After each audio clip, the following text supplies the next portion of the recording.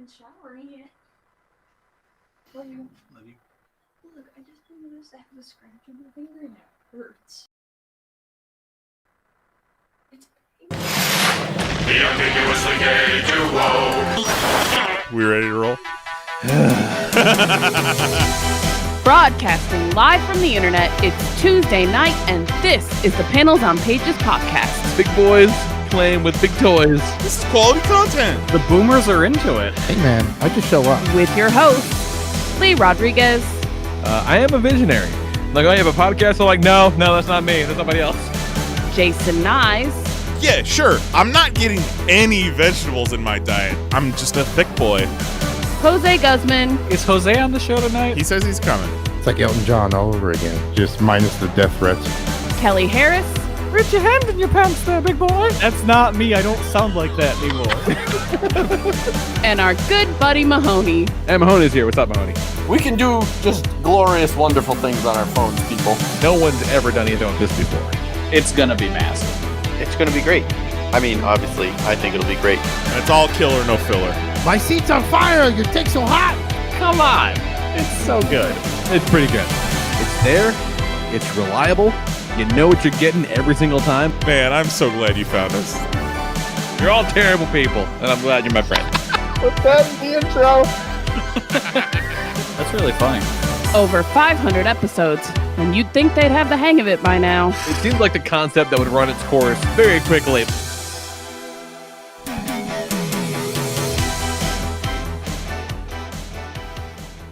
What is happening, everybody? Today is Tuesday, April 27th. The 27th? Not 27. Who the fuck says 27th?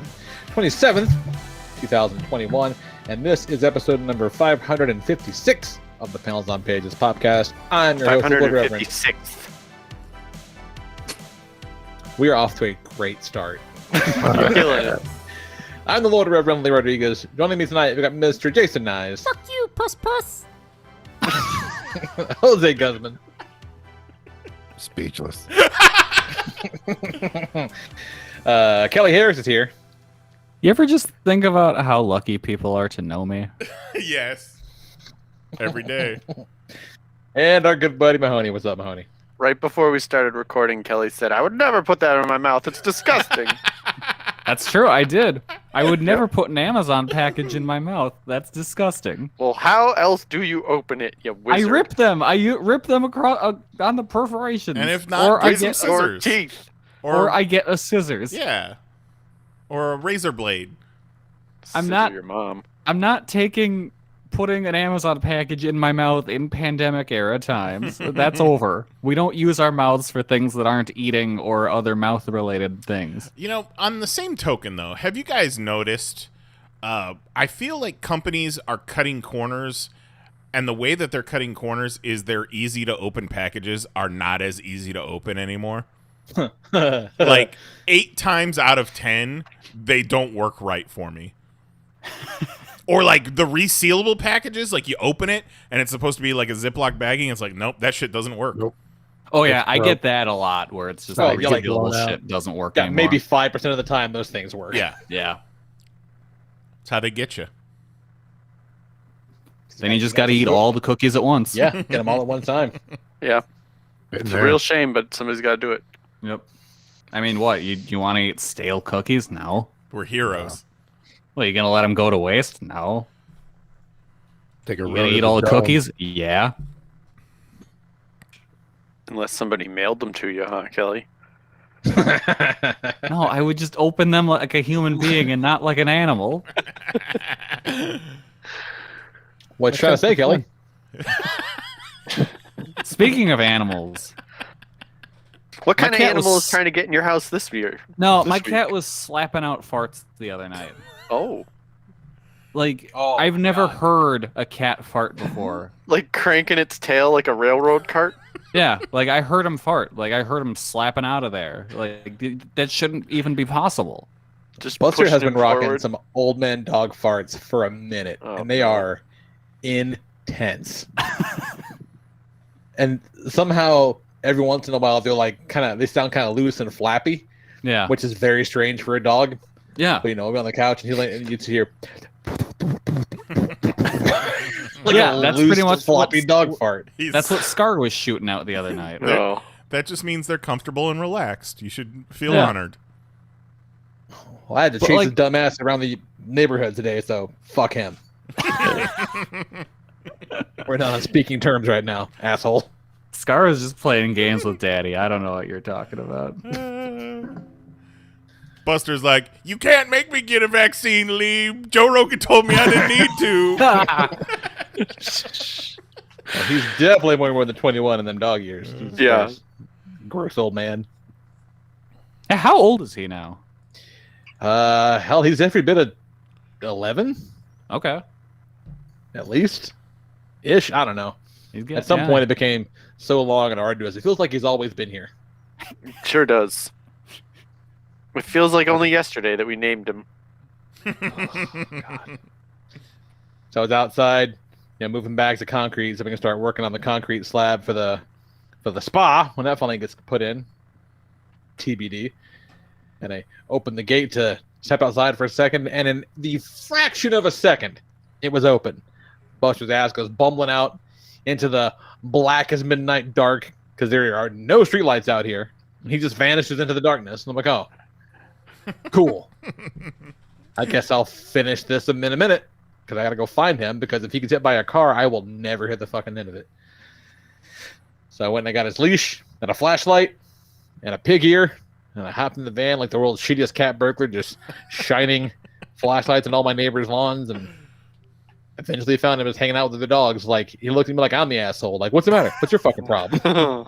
I'm hanging out with my friends. Jeez. Dad! You're gonna embarrass me, Dad. Such an asshole. Such an asshole. Oh, check it out. My dad's here to pick me up, and he brought me a snack. All right, see you guys. I'll have you know, he did not get the fucking snack. I was like, gotcha, bitch.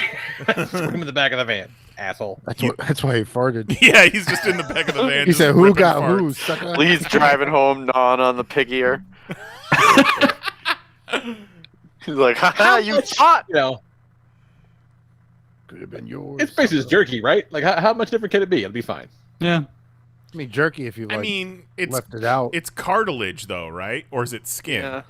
I don't It's like- know. It's way harder though. It's definitely Yeah. not something I want to eat. I Nah. don't care what it is, really.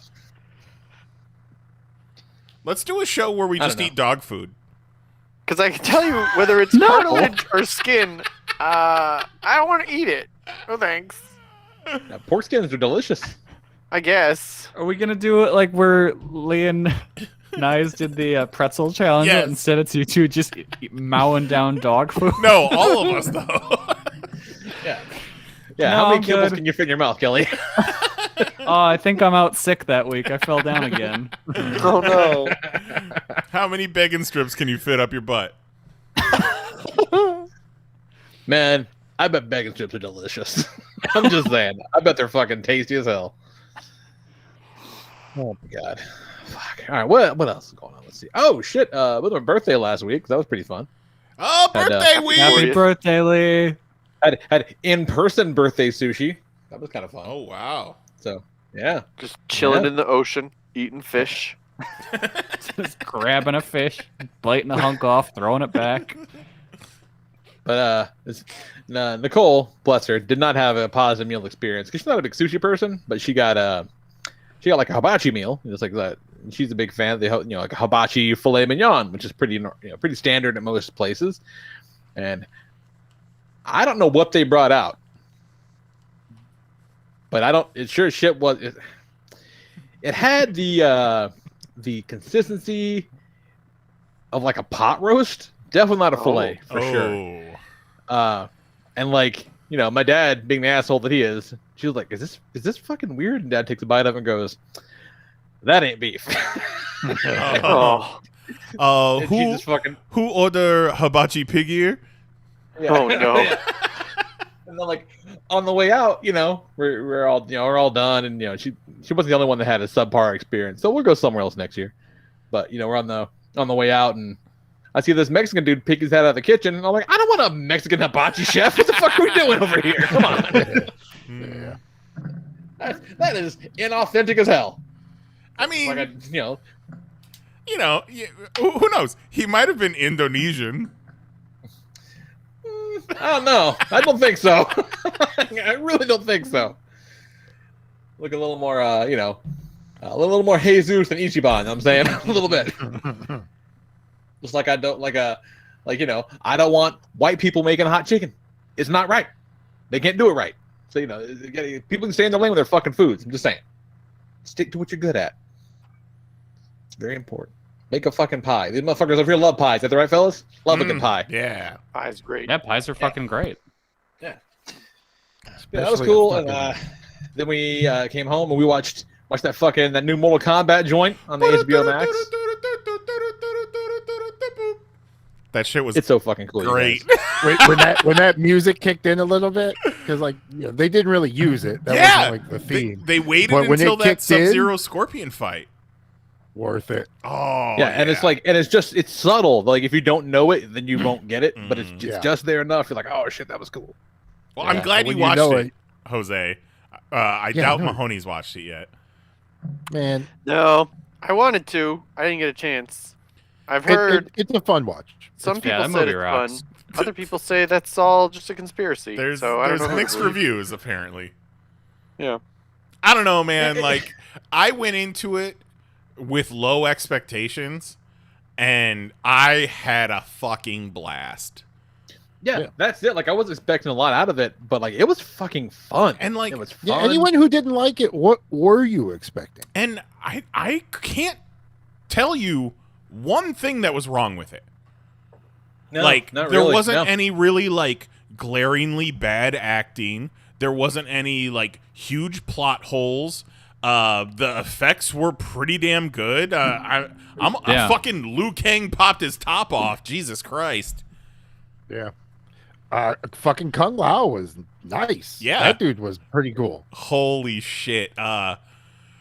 It was probably early on in the flashback scene with Scorpion and Sub-Zero where they were showing a lot of blood, and you're like, oh, this is the kind of party we're gonna have, huh? Yeah, that was great. Yeah. Yeah, I remember reading something from the director last week, and he's like, "Yeah, we're gonna really push the limits as far as what you can do with extreme violence, and have a movie that still have to be released by a major studio." I was like, Yeah, you sure the fuck did. That Kung Lao flawless victory was something else. Yeah. That was great. Like, is that a character from the games at all? That winged lady? I think so. But here's From the thing one of about the Mortal newer Kombat. ones? Like there's all the ones you remember from the old games. There's the ones you know from the new games, right? Mm-hmm. And then there's a whole fucking bunch of those middle ones that you forgot about or never played. That are just basically disposable, and that's what you need in a Mortal Kombat movie. Yeah. Yeah. There's probably 80 some odd characters across the lore now. Yeah. Well, Look, they also you said don't need all of them. they set up that death was just a portal. Mm-hmm. So we'll see Kano with the fucking metal over his eye next time. Right. You know what I mean? Yep. And I like that was fantastic. Kano He was was so so fucking fun. good. God. Yeah. Like when they're asking him where the temple is, he's like, "Hey, you got a pen? Want to write this down? Get fucked." Get fucked. I'm gonna fall out of my chair. When she was telling, she told Cole, she's like, "Yeah, I don't have the mark," and you hear him in the background, womp womp. I love the bit about the mark that it's the invitation to the tournament, and she doesn't have one, and she's kind of bummed, and this fuckhead Kano does. Yeah, and it's like he's got one. you know she's getting her mark at some point. No, it was fucking great. It was so good. Yeah, and I like at the end when the big fight with Scorpion and Sub-Zero, when Sub-Zero loses his armor, his outfit's basically black. Yeah. Like real dark blue, which is pretty cool because like if you play the games and know the story and whatever, like Bihan after Scorpion kills him becomes new Biobot. So that's Well, yeah, pretty good and when little all the Easter egg there. when all the armor comes off too, it looks like the Mortal Kombat 1 costume. Yeah. too, kind of. Yeah, it's fucking cool, man. It Yeah. was a lot of fun. Like I don't know what you want. Like I don't know what else you want out of that. Like I was a little confused with the Cole character at first because I didn't know, is this somebody I don't know. Was he created for the movie? Right. Yeah, he was created for the movie, but like the minute you see him like, wrapping his hands in yellow tape, I'm like, oh, he's okay, I know who he is now. But But man, people do not like him. I don't understand. Like, I don't get it either. fucking fine. He's It's so fine. Why not? He's so inoffensive. Yeah. He's inoffensive. He's a good viewpoint character, like for the Exactly. story. Exactly. like I don't know. I don't get it. Like, Like, he's learning and- about all of this as we're learning about it. Exactly. Yeah, like it doesn't. You can't have somebody fucking explain the plot to Sonya. She's already there. She knows it. Like Yeah, she's the one helping to explain it. No, I liked it. I thought it was pretty cool. It's a little something that plays with the lore, doesn't break anything. And What was it? Some of the had the same shit in the games. I just play the game again. Yeah, I don't mind them putting a little spin on it. One of my favorite things, and what really sold me on the movie, is whenever they were getting to the point where there was about to be some sort of one-on-one fight, they were on just a blank canvas Mortal Kombat stage. Like that first skirmish between Sonya and Kano where they're in the desert. It's like, this looks like a fucking Mortal Kombat level. Like, you don't need these crazy ass sets, but it was beautiful. Yeah, they made those nice little. This is the board for this fight. Mm-hmm. Yeah, exactly. Definitely did a great job. A lot of the moves look like shit in the game, and they just said fuck it, powers. You know what I mean? Like they just did everything. You know what I mean? They didn't try to explain their powers away in a stupid way. It's just no. In this world, in this realm, people have powers. Deal with it. We're going through. Right, and you got to find out what your power is. And Cole, it might be something cool like fire hands. It might be something shitty like frisbee hat. laser eye. Yeah. That whole little dinner scene was fucking great. Yeah. They're just egging them on. I kind of want to watch it again. It's a fun watch. It's fun. If you watch that and you didn't have fun, like it might be you. I said it in the Discord. I said it in the Discord. It might be the most fun I've had watching a movie since seeing Birds of Prey in theaters. Well, I mean, the blast with that. You walk in not expecting anything, you'll have a good time. But if you walk in expecting fucking Dark Knight Returns, you're not going to get it. But also, nice. I know a time you had more fun. What's that? Meatball Machine. True. Yeah. True. Yeah. But also, that was almost as wild as Mortal Kombat. That wasn't a new movie, It was new to me. Yeah. But see, we're talking about how, what did you expect going into it? It's a Mortal Kombat movie. But I also don't agree with dismissing it as a Mortal Kombat movie because they did a great job making a Mortal Kombat movie, and it wasn't groan-worthy. It wasn't stupid. There wasn't bad acting. There wasn't bad effects. You know how much Nicole knows about Mortal Kombat? Jack shit. Fuck all. Yeah. Nothing. Nothing at all. And by the time it was over, she's like, "That was fucking great." And it would have looked great. Every now and then, the lady was like, "Oh, that's cool. That's fucking cool. That's cool. That's fucking cool. Yeah. That fight was cool. That effect was cool." And the way they had Sub-Zero using his powers was fucking pretty fucking. When he made the blood. Yes. And he froze the blood using it as a weapon and hit him. That's like so they good. they were using the fucking cool ass video game. And I love that, especially in that first opening fight scene, because in the game people get stabbed, cut, slashed, whatever, but the fight keeps going. So they did a pretty good job at they're slicing each other's chest, they're getting a little cut up, but the fight keeps going. Mm-hmm. Yeah, I thought you were going to mention with Sub-Zero and the blood. I really loved the bit in that opening flashback where he's growing the ice from his hand, and you see the blood coming out because the ice is forming through his pores, and it's making him bleed. That was cool. Kind of like Wolverine. Yeah, very busting through with his Wolverine. claws each time. That was so fucking great. I did not know Goro was going to be in it at all. So when he comes walking out of the fucking bar in the garage, I'm like, holy shit! We're going here now. Okay. I ended up seeing like a fucking one of those flash goddamn trailers, movies coming out in 2 days. Check out this surprise. It's like I saw the shadow. I was like, because he's not in the long form trailer that we watched in the beginning when they, you know what I mean?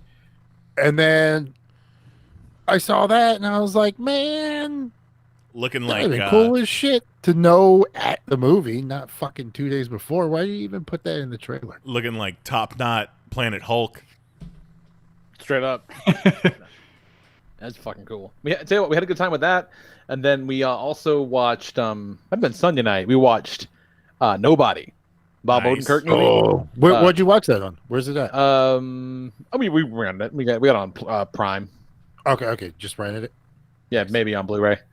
Tell you what, it's fucking cool, you guys. Like, it's pretty good. Like, it's great. They showed an ad for that during WrestleMania. That's right, they did. They had like the little like press junket set up with Bob Odenkirk talking right to camera, and he's like, "Hey there, WWE fans." That's weird. That's super fucking weird. They should have just brought it in like a Mr. Show bit and fucking pan down to the monitor. The commentators are talking, and then zoom into it, and it's fucking Bob Odenkirk beating up. It's a fucking blast. It's a lot of fun. It's got it almost at times like puts its toe into the parody water every once in a while, but never to the point where it becomes like a funny ha-ha thing. It's very good. And fucking Christopher Lloyd plays his dad. Haven't seen him in forever. He's great. That's like cool. it's really, really good. Lee, come over here. Oh, what's up? Come over here. Yeah. Did you really like this movie, or you just fucking with Juan? Well, I mean, I got the text thread that says we had to say that we liked it. Okay, and just check because I don't want to watch it if it sucks. I'll say it's great. I watched Nobody too, and it was wonderful. Yeah, right. Yeah. Did I not forward that to you? No, I just making sure. I want to make sure. Okay, all right. All Let's go back to the Hey show. guys, Okay. what's up? Yeah. Okay. Here we go. Yep, back. Yeah. Good movie weekend. Yeah. Still haven't watched the last episode of Falcon and the Winter Soldier, but watched a couple of good fucking movies. What the fuck? What are you waiting on for that? It's only an hour. My family. What are they busy doing? Dealing with the imminent death of a family member. So Oh, yeah, it's coming. So there's that. Yeah. Otherwise, we would definitely have watched it by now for sure. Hey Mahoney, can I come talk to me over here for a sec? All right, what's up? Did Lee just tell us he's dying? I think he's gonna kill somebody. Oh shit. Okay. I think they're planning it. Oh man. All right. So it's either Lee's dying or Lee's gonna kill someone. I'm not. Either way, it's bad. It's not good No. because he's gonna get caught. Yeah. I think maybe Yeah. we should just support him either way. Oh, hey, nice. Nice, Sorry, I nice. was eavesdropping. Nice. Can you carefully ask Lee if he has ass cancer, and that's what's killing him? I gotcha. Hey, Oh, Lee, cool, thanks. Lee. Yeah. What's up? What's up? How's your hole? Hole's good. Hole's good. That's good. Nice and tight. It- Supportive. Firm. Is that cat still snuggling up on you all the time? No. Oh. Not like he was. Okay. All right. Kelly, That I might don't be a think he's good dying sign. anymore. Yeah. All right, cool. Yeah, So he's gonna alright. kill someone. All right. Yeah, he's definitely gonna kill somebody. All right. We have to solve this mystery before he commits the crime and get him to stop. Okay, I'm in. It's gonna be like an episode of Castle. I don't know, guys. It's like that show with the lawyers on USA. Yeah, I think it was Suits. called White Collar. I don't know if you guys have seen Minority Report, but pre-crime is a little morally gray area. I don't know. No, it's fine. It's when you watch a lady you really like and then your pants are sticky. What's going on, Max? Oh, Exactly like that. pre-crime. Oh my god! Holy Too shit! far. Tuesday. Tuesday. Coming at you, sponsored by Kelly. Sponsored by Ruby Tuesdays. Come get your salad bar. So me and Mary both got our second Pfizer shots yesterday, and How'd you do? I am not as bad off as she is. She had to call out of work today. She's been having fevers and chills and all that. You know, I don't feel great. I fell asleep at 7:30 last night and woke up at 5 this morning. And Wow. Yeah, just a little achy, little tired, little groggy. So I've used that as an excuse to play Fortnite all fucking day. Hell yeah. got me that Prince Namor Jr. What? Love it. And The fuck are they doing with that? and It's so weird. It's pretty It's so stupid. strange. And they make you do a lot of quests involving soccer people. You have to talk to soccer people, and then you have to be Neymar Jr. and do things. It's pretty annoying. But then he's got this cool emote where he turns from soccer player to basically Black Panther. So, yeah. If you don't want dipshit soccer player, you can be cool purple Jaguar. Yeah, I It's so was like, strange. why would I'm I new to the want game? But like, I remember, last season it was. No, go ahead. Predator? You got it. Yeah, last season was the Predator, and before that it was a bunch of Wolverine stuff. So it's like Wolverine, Predator, superhero soccer player. Soccer man. Mary was telling me apparently he's like a big flopper too when he plays. He's the guy that played for Orlando and like got hurt, didn't finish the season or something, and then like bounced to another team. I had no idea. Yeah, he was on. We had him. I think he played for the Brazilian Olympic team. That's probably a good guess.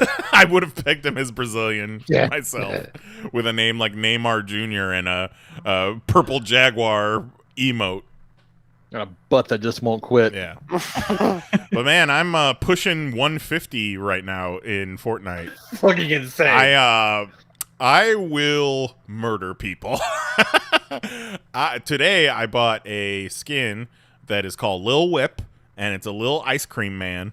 And you have to imagine all of the kids that I murdered today were real embarrassed to be murdered by an ice cream man. I love it.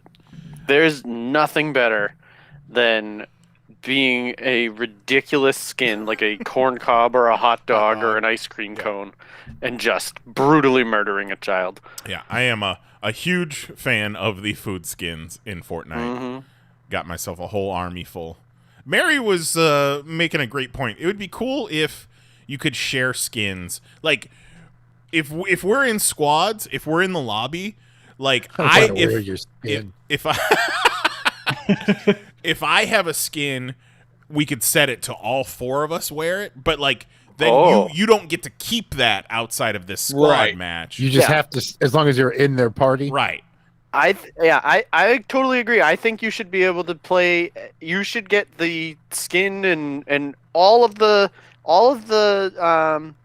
accessories of anyone in your party. Mm-hmm. Yeah. And so when you party up, like, you should all have access to all of it. Friday night after Mortal Kombat, or maybe it was Saturday night, we hopped on Fortnite with Mahoney, and he peer pressured me and Mary into getting this one skin. He's like an ink blot with wearing like a hoodie, and every time you kill somebody, a face appears on your body. Oh, it's real cool. Oh god, that's cool. That's pretty cool. I almost got that one too. That's pretty cool. So you get like 20 kills, you just got like a bunch of faces all over. Exactly. So if that comes back into the store, when you're on the map and you see Inkblot Man coming at you, and you're like, "Oh my god, that guy's covered in faces!" Like, you know, Run the fuck away. It's basically the Fortnite version of an ear necklace. Mm-hmm. Yeah, if that comes back into the store, I highly recommend it. It's good shit. It's good times.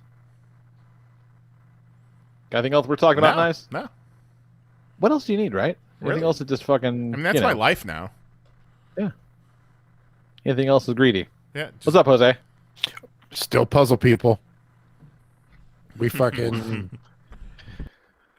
We just started a 2,000 piece puzzle. I had to use I still had a extra large piece of foam. We had to use that and put that on the table and do the puzzle on that because the table is not big enough for the puzzle. Jeez. That's too much puzzle. I'll tell you next week if it was or not. I can tell you right now, it's too much. So I'm not a puzzle person. They really annoy me a lot. I'm not a fan.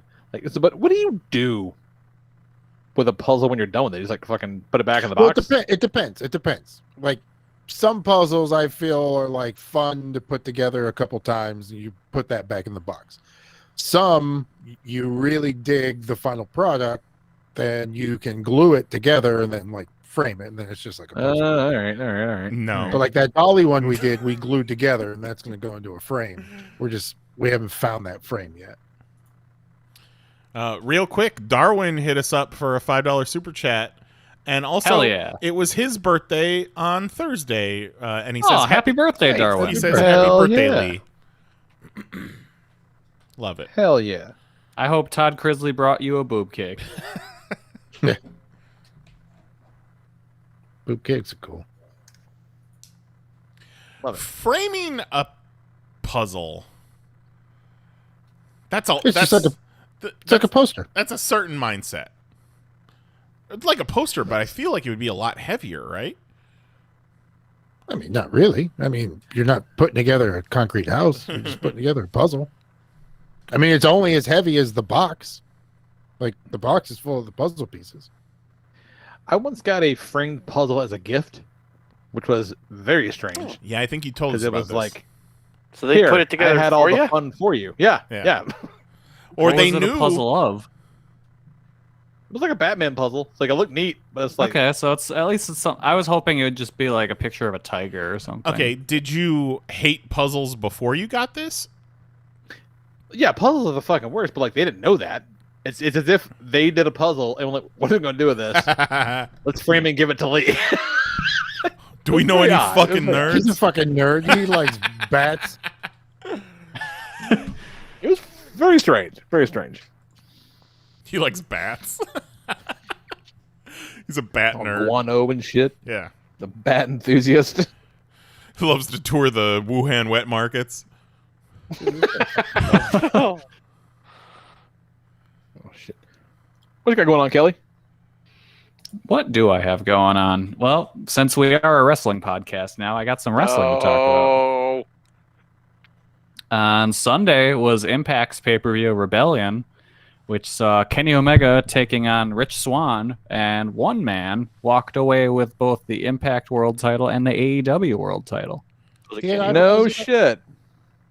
And that man was Kenny Omega. Well, and technically, That's pretty cool. Didn't he also walk away with the old TNA championship too? Because they had unified those belts. Yes, he did. So now he has 3 belts plus the AAA title, but the he AAA never belt, right? Yeah. he never seems to have that with him. So I kind of think it's probably just in Mexico. Old Kenny 4 belts is going to have a lot harder time doing finger guns carrying around 4 belts. Yeah. Now he'll bring out the AAA title whenever he's fucking around with Phoenix or Penta, which is kind of a big flex. Does he came still out, not have any he's eyebrows? wrestling.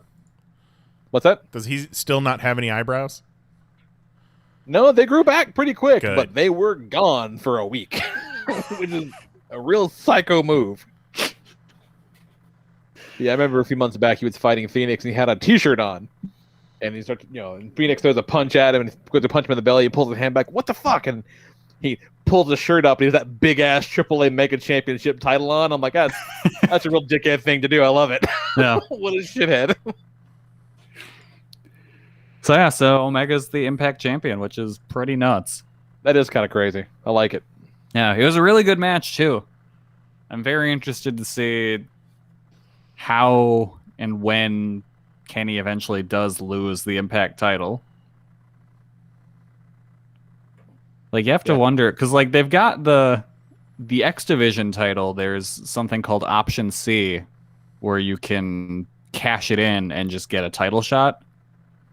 The main title. So I wouldn't be surprised to see dudes just going after the X Division title and then showing up on Dynamite asking for challenging for the title.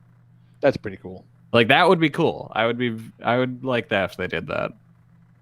Yeah, it's been a fun little bit of like, playtime wrestling bullshit for a while with that stuff. It's been cool. Yeah, I mean Impact in particular is wild right now because you've got Kenny, an AEW contracted wrestler, as their world champion.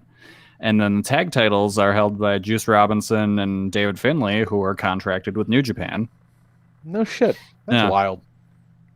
Good for those guys. Did you catch that name there, Mahoney? Oh yeah, absolutely. Juice and David. I'm gonna put them on my best duos.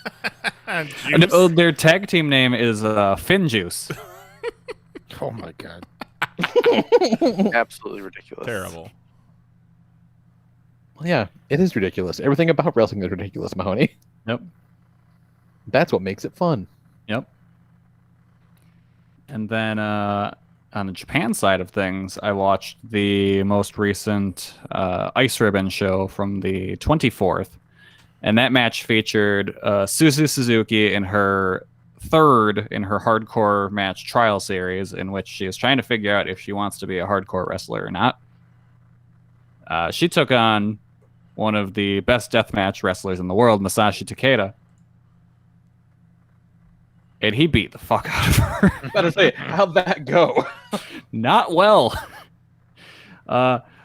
Horrific is one way I would say. Yeah, because I'm unfamiliar with her, but I've seen Takeda's work, and he's a fucking maniac.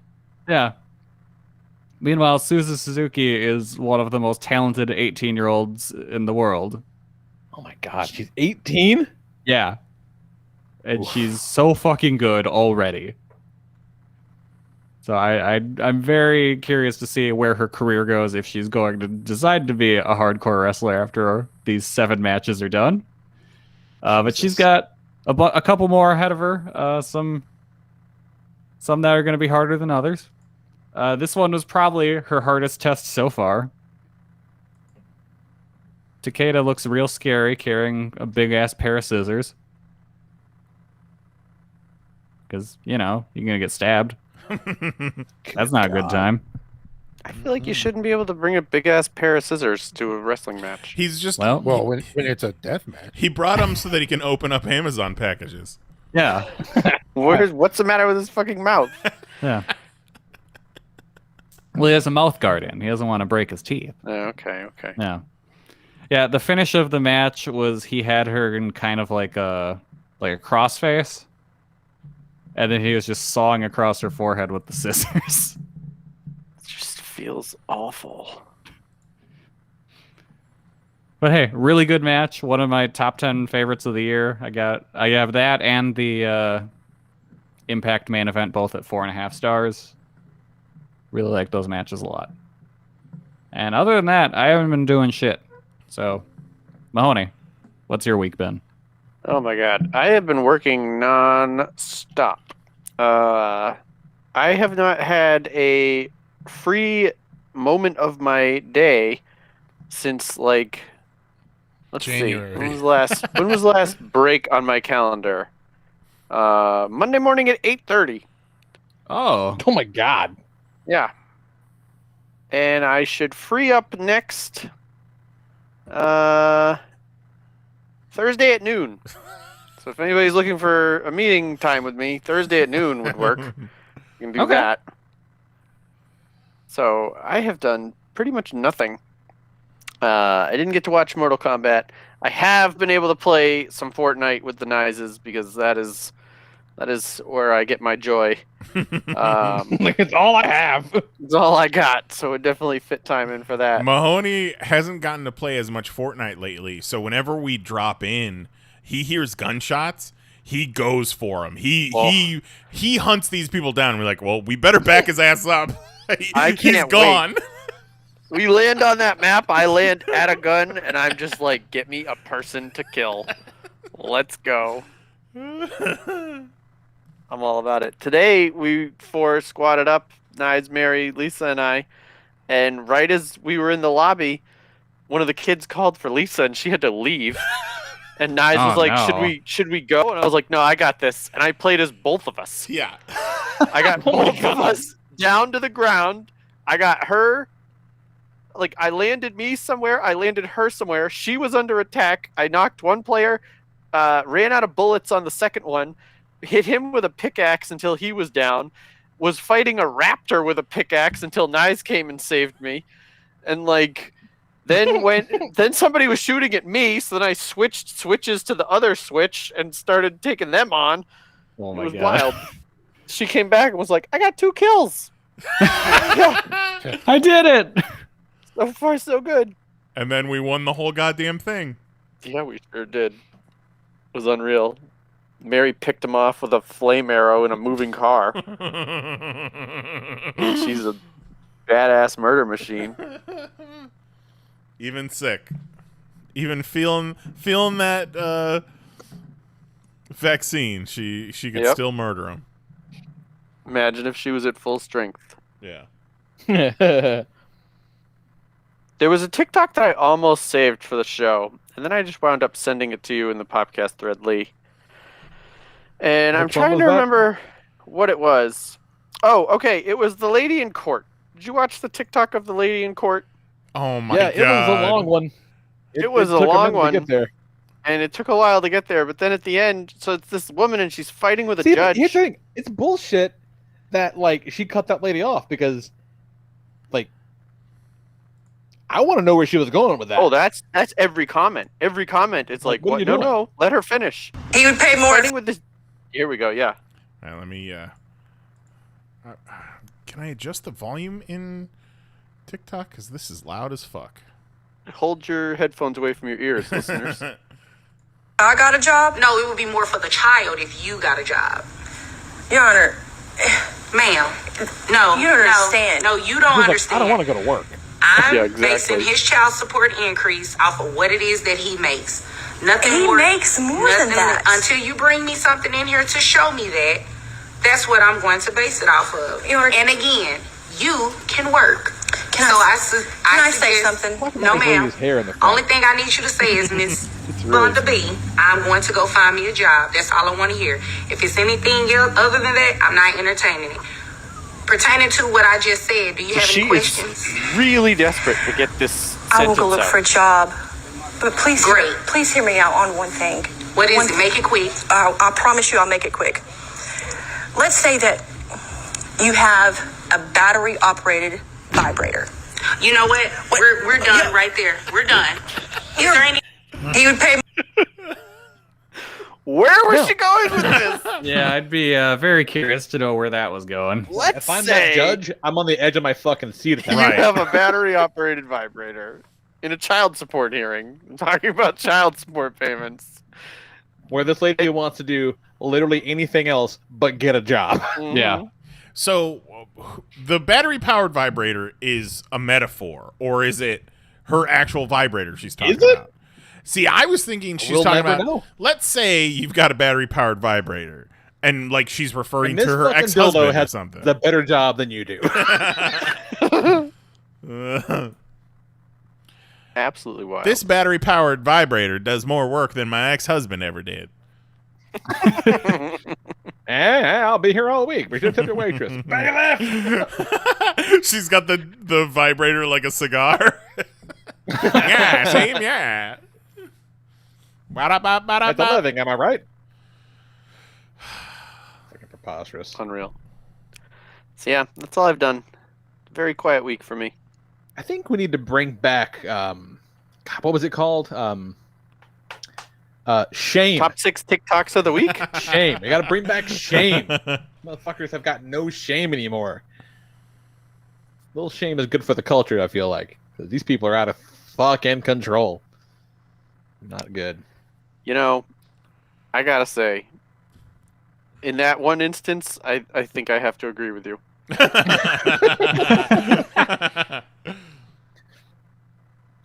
Like, I Because don't know. also, that was some kind of a TV show, right? It was like support I think court, I so. think it said in the lower right. So like, Oh, well, there's new shows on TV. The other thing happening on TikTok is there's a guy trying to get a pigeon to come. No, a seagull to come live with him. Yeah, I fucking Well, hate that. Yeah. Yeah, I hope he gets dead. He's been. Well, how would he get dead? Well, I mean, The seagulls. They're crafty fuckers. You know, we're just seeing the light at the end of the tunnel for COVID. We don't need some sort of seagull disease now. Yeah. That's being sexually transmitted because of TikTok. Oh God. I suppose. So please, if you're out there and you're on TikTok, please don't have sex with any seagulls. Yes. You got that seagull-itis? Got that bird dick flu. I think it's gonna happen though. I think he's gonna do it. Every day the seagull comes and lands at his house and he feeds it fish. And it gets closer and closer to coming inside. Seagulls are fucking terrifying. Yeah, they're disgusting. I wouldn't let any seagull near my house. And you know what? You welcome one seagull into your house, he's going to tell his friends. Yep. Well, not if he never leaves. No good can come from that.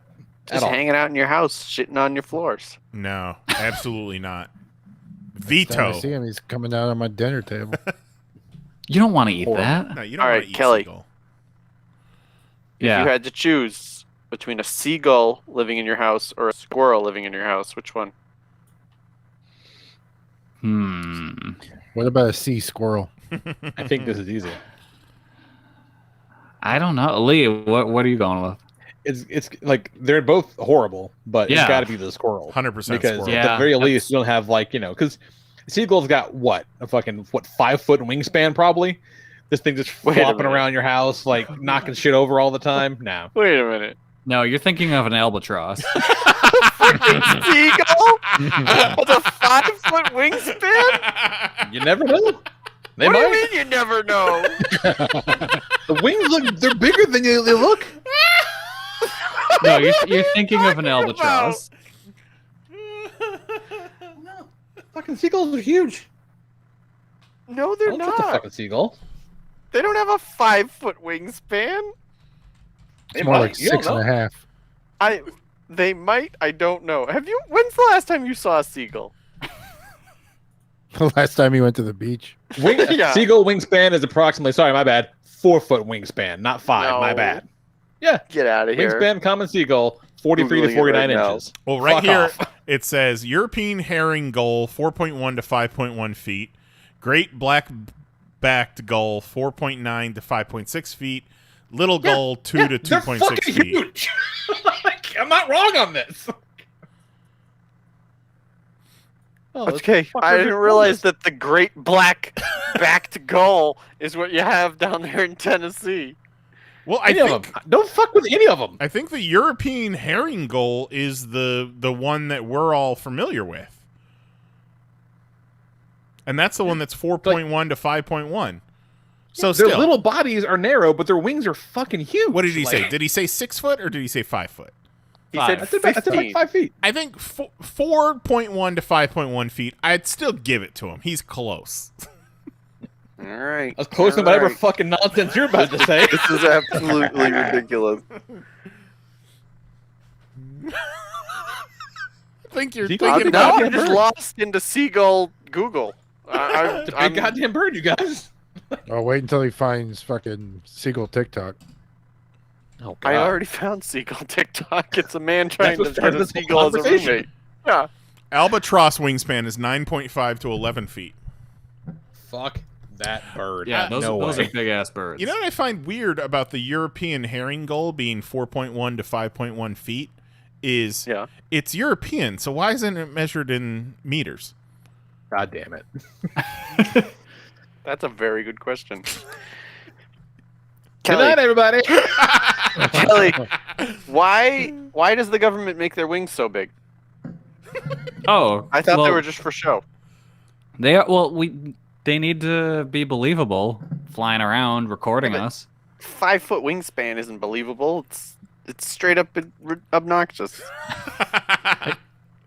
Did you send them the video of those two drones transferring data? I think so. You all saw that, right? You have a hard time grasping some simple ass concepts sometimes, Mahoney. There's absolutely find Such me a childlike seagull, wonder hold to the world. it open and measure it, and I guarantee it's Yeah. not 4 feet. Fucking hammer a seagull to the wall and get a tape Yeah. measure out. Listen, I would like you to fucking crucify a seagull and prove to me that the wings are 4 feet wide. I had a gig at a grocery store for like 3 weeks. My entire job was to go from the lobby area out to the parking lot to bring carts in, back out, just wrangling carts all fucking shift. That's the whole job. And one day, somebody dropped a Wendy's cheeseburger in the parking lot. Oh no! And there were just dozens of seagulls fighting over it. They were so aggressive and so fast, I could hear them like zipping past my head, like diving for this fucking burger. It was insane. So you know what? Yeah, I got real up close and personal. They're fucking huge. And they're so scary. Juggalo John in the chat says, I said it before, top 6 birds, let's go. No, every bird gets a -3. Fuck a bird. They're the worst. And I hate a bird. What do you got for classic this week, Nice? For this week, I need a drink after all this bird talk. Let's go back to the early days of the pandemic. So it is Popcast Classic from episode number 510. I think this was this month last year. And this Popcast Classic is about pandemic haircuts. Oh, no. Remember that one. All right. Back in a minute. Love you. Bye. Enjoy the refreshing taste of an ice-cold Popcast Classic. Yeah, it's been an interesting week. Over the weekend, the wife looks at me and she goes, "We've got to do something about this hair." And I'm like, "Yeah." Yeah, because it was pretty intense. And she's like, "I bet I could do it." I got one of those manscaper gimmicks from a Twig and Balls, and she's like, we could use that on your head, right? I'm like, I don't see why not. I mean, like, it's got those the sides, and it's got the different length guards on it too. Yeah. I used to trim my beard up and shit like that. Like, why not? I hope you wash it off first, you animal. Yeah. Did you alcohol the? I used brand new blades. Okay. Like brand new blade. But I'm like, okay, but the smallest guard it has is still pretty short for the top of my head. So let's do the sides and back, and let's you can just kind of trim up the top and whatever. She's like, "Oh yeah, it's fine, no problem." I go, "Yeah, we know people that are doing this. Like Mary cut Nice's hair the other day. It looks really nice. Yeah. It's gonna be fine." She's like, "Yeah, it's good." Best haircut she's given me in the 10 years we've been together. It looks great. So she walks into this exchange with complete unearned confidence. I really respected that a lot because that's like my fucking jam. And so we start buzzing away and everything's fine. And she takes the guard off and she's kind of edging around the ears and stuff like that. And I'm like, "You're going a little bit high." She's like, "It's fine." And then this part's on me, but I thought I had time to cop a feel. Turns out I didn't. So as I was copping the aforementioned feel, she kind of nicked the side of my head a little bit. So there's a real bald patch above my right ear. But you know what? That's my fault. Yeah. I'll own that one. Yeah. That one's on me. Remember that time I told you so? And and I'm like, okay, so now we're doing the top. Now, just take the comb and kind of blend it in a little bit and kind of, even it out, and then we'll trim the top a little bit. She's like, "Okay, cool." And she's like this. I go, "Wait, have you never watched someone give a haircut this way?" She's like, "Nah, we're sure it'll be fine." I go, "Will it be fine?" She's like, "Yeah."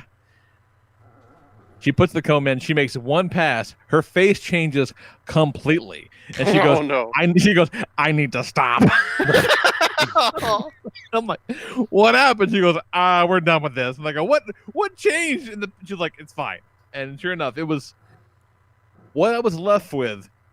I was looking very much like it was very Endgame Captain Marvel. What I had going on there for a while. It was all just big and high on the top. Because I hadn't had a haircut since before Toy Fair. The worst haircut in movie history, huh? Not great. No, it was not a good look. So I had to go to the store anyway for some supplies, some groceries and shit like that. So I'm going to get some clippers. I'm not the only one that had that idea. So clippers were hard to find. Mm-hmm. I eventually found some at CVS. So instead, Lee got some poster board and a marker and wrote, "I need a haircut" on the poster board and then went down to City Hall. Oh, you know what I learned from the news where you should go if you need clippers? The pet store. Oh. Well. Because they have the best dog grooming supplies that you could also just use on people heads. I guess you could. Why the hell not? Also, Lee, we learned that there are hats that fit you.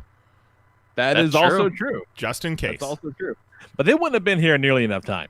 It was not great. What? It's not like you're going anywhere. That is also true. Well, yeah, but you don't want to keep looking in the mirror and just see all these bald spots, and then your kids start bagging on you. What do you? Yeah, what? Jax isn't gonna bag on him. He's got a fucking flipper. Yeah, one hand Joe over here is gonna fucking bag on him for his haircut. Finally got him. Buzz the rest of the hair down. So like now I've got a very Oliver Queen and Arrow season 8 thing going on. Nice. So it's not just terrible. fucking. It's just fucking hair, man. It'll come back.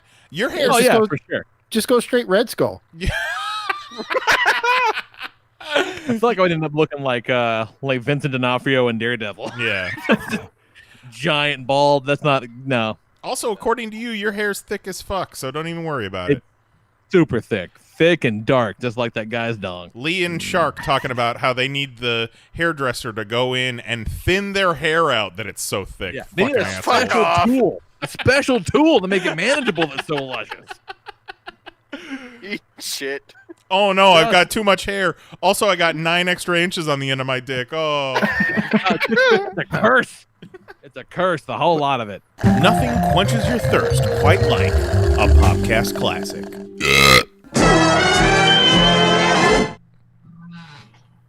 This motherfucker said, according to you, your hair is thick. According to life and facts, my hair is thick, son. That is not a matter of opinion. Shit's lush.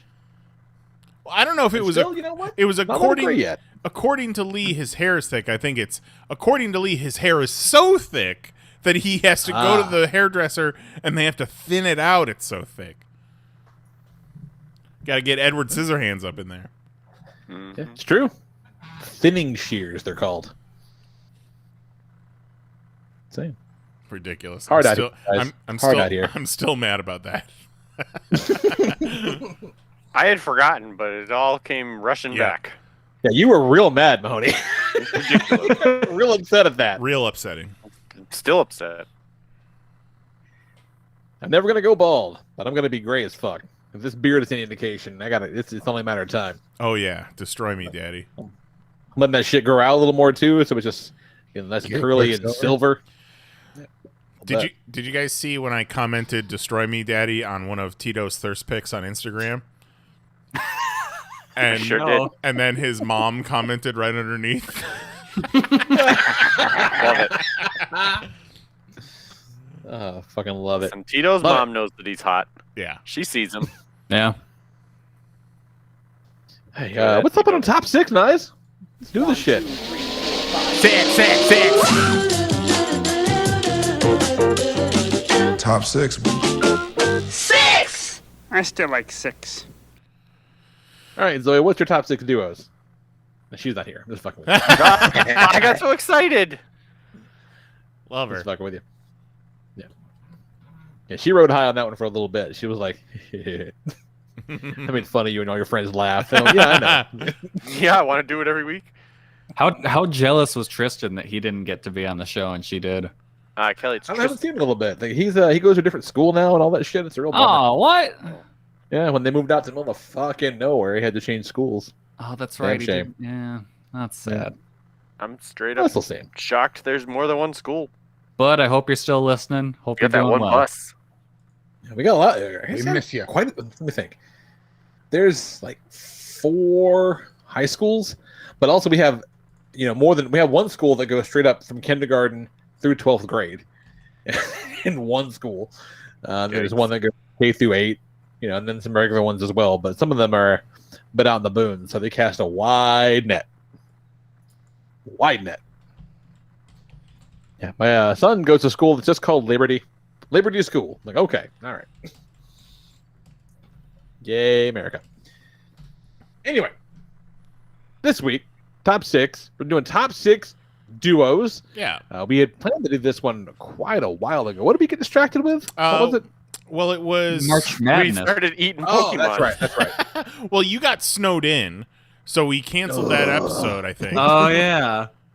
Or it was one of those episodes you weren't able to make, so we canceled that. And then we did a bunch of Pokemon, and then we did wrestlers and shit like that. Yeah. So it was because supposed we to... are a wrestling podcast Yeah. now, isn't that right, Mahoney? Yeah, our numbers for the top 6 wrestlers episode are staggering. So, okay, I'm going to put this out there. If you don't want to hear more wrestling stuff, you need to share the podcast with your friends because the numbers... I don't have any more friends. The numbers say we should be a wrestling podcast. So, just putting that out there. Yeah, we were supposed to originally do top 6 duos the week that Falcon and Winter Soldier debuted, but now we come full circle and it's the week after the finale. So here we are. There we go. No spoilers. No, Except for no when, spoilers at all. Except for when Jose posts screenshots of his emails from Entertainment Earth. Look, man, that's one of those things where it's like, you know what's going to happen. Right. So that's on me. But also, you know, I can't be like, what do you mean Sam became Captain America? I can't believe it. Well, you still have to see it Come on. in motion. Oh, the figures and shit look kind of perfect, so I can't wait to see what it looks like in the show. It'd be good. All right. I'll kick us off. Top 6 duos. Throw a big shout out to Juan and Mortal Kombat.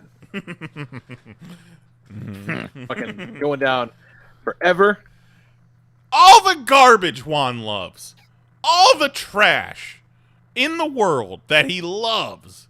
And Mortal Kombat is a bridge too far. Here's my thing. I don't even care if he doesn't like it.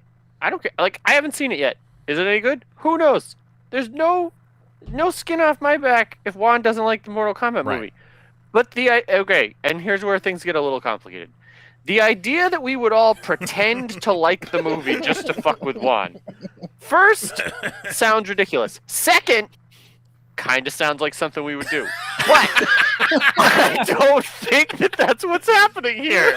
Now, I haven't seen it, so I don't know. But, like, just the idea that, like, all of us are engaged in some sort of conspiracy just to make Juan feel bad. And be like, oh, guys, let's pretend to like Mortal Kombat. It's really going to bother Juan. Which I understand. Sounds like something we would do. I don't think that's what's happening. Well, only one way to find out, Mahoney. Only one way to find out. I'll watch it at some next point. week. You're going to think it's also big okay at best, probably. I'm sure I'll be like, it was fine. Yeah. I don't know anything about Mortal Kombat. So, you know, Nyes went in with low expectations. My expectations couldn't be lower. Bargain basement expectations. Yeah. When they played the theme song and it was all like, No. Oh, that sounds awful. Oh wait, are we sure that Juan didn't just watch an episode of MASH? Oh my God. No, he watched 4 episodes. Juan, why did you watch 4 episodes of MASH? And they were out of order. Oh no. of a 4-part story arc. Awful.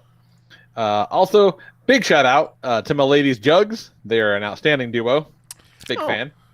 Yeah. Big fan of their work. I would agree with that. Been ride or die. Big fan since day one on those. So, you know. She's going to love when I tell her about this part. Just Jugs in general, like. Yeah. I'm mad at myself that I didn't think of it. There you go. Yeah. Yep. Because, you know. And there does come a point where, like, you know, they become Jugs. The lady got some good Jugs. Sure. Good times. Well, shout out to Butt Cheeks, too. Yeah. Why not? Yeah. Why not? Really, it's a fucking I party. really thought he You was pay our going taxes. Also, you know. Just give me that left and right. Dual holes, too, you know. That's proper. You know what? Shout out to Balls. Why not? You know what? The balls do not need a shout out. Nah, I'm a hard. I was just thinking the other day best, about. they're in the way. I was just thinking the other Especially day the about our droopy one. conversation about detaching our balls, and I was like, oh man, it'd be I so wish. good. I wish. Yeah, no, but balls don't get no shout out. They know why. They know what they did. They know what they did.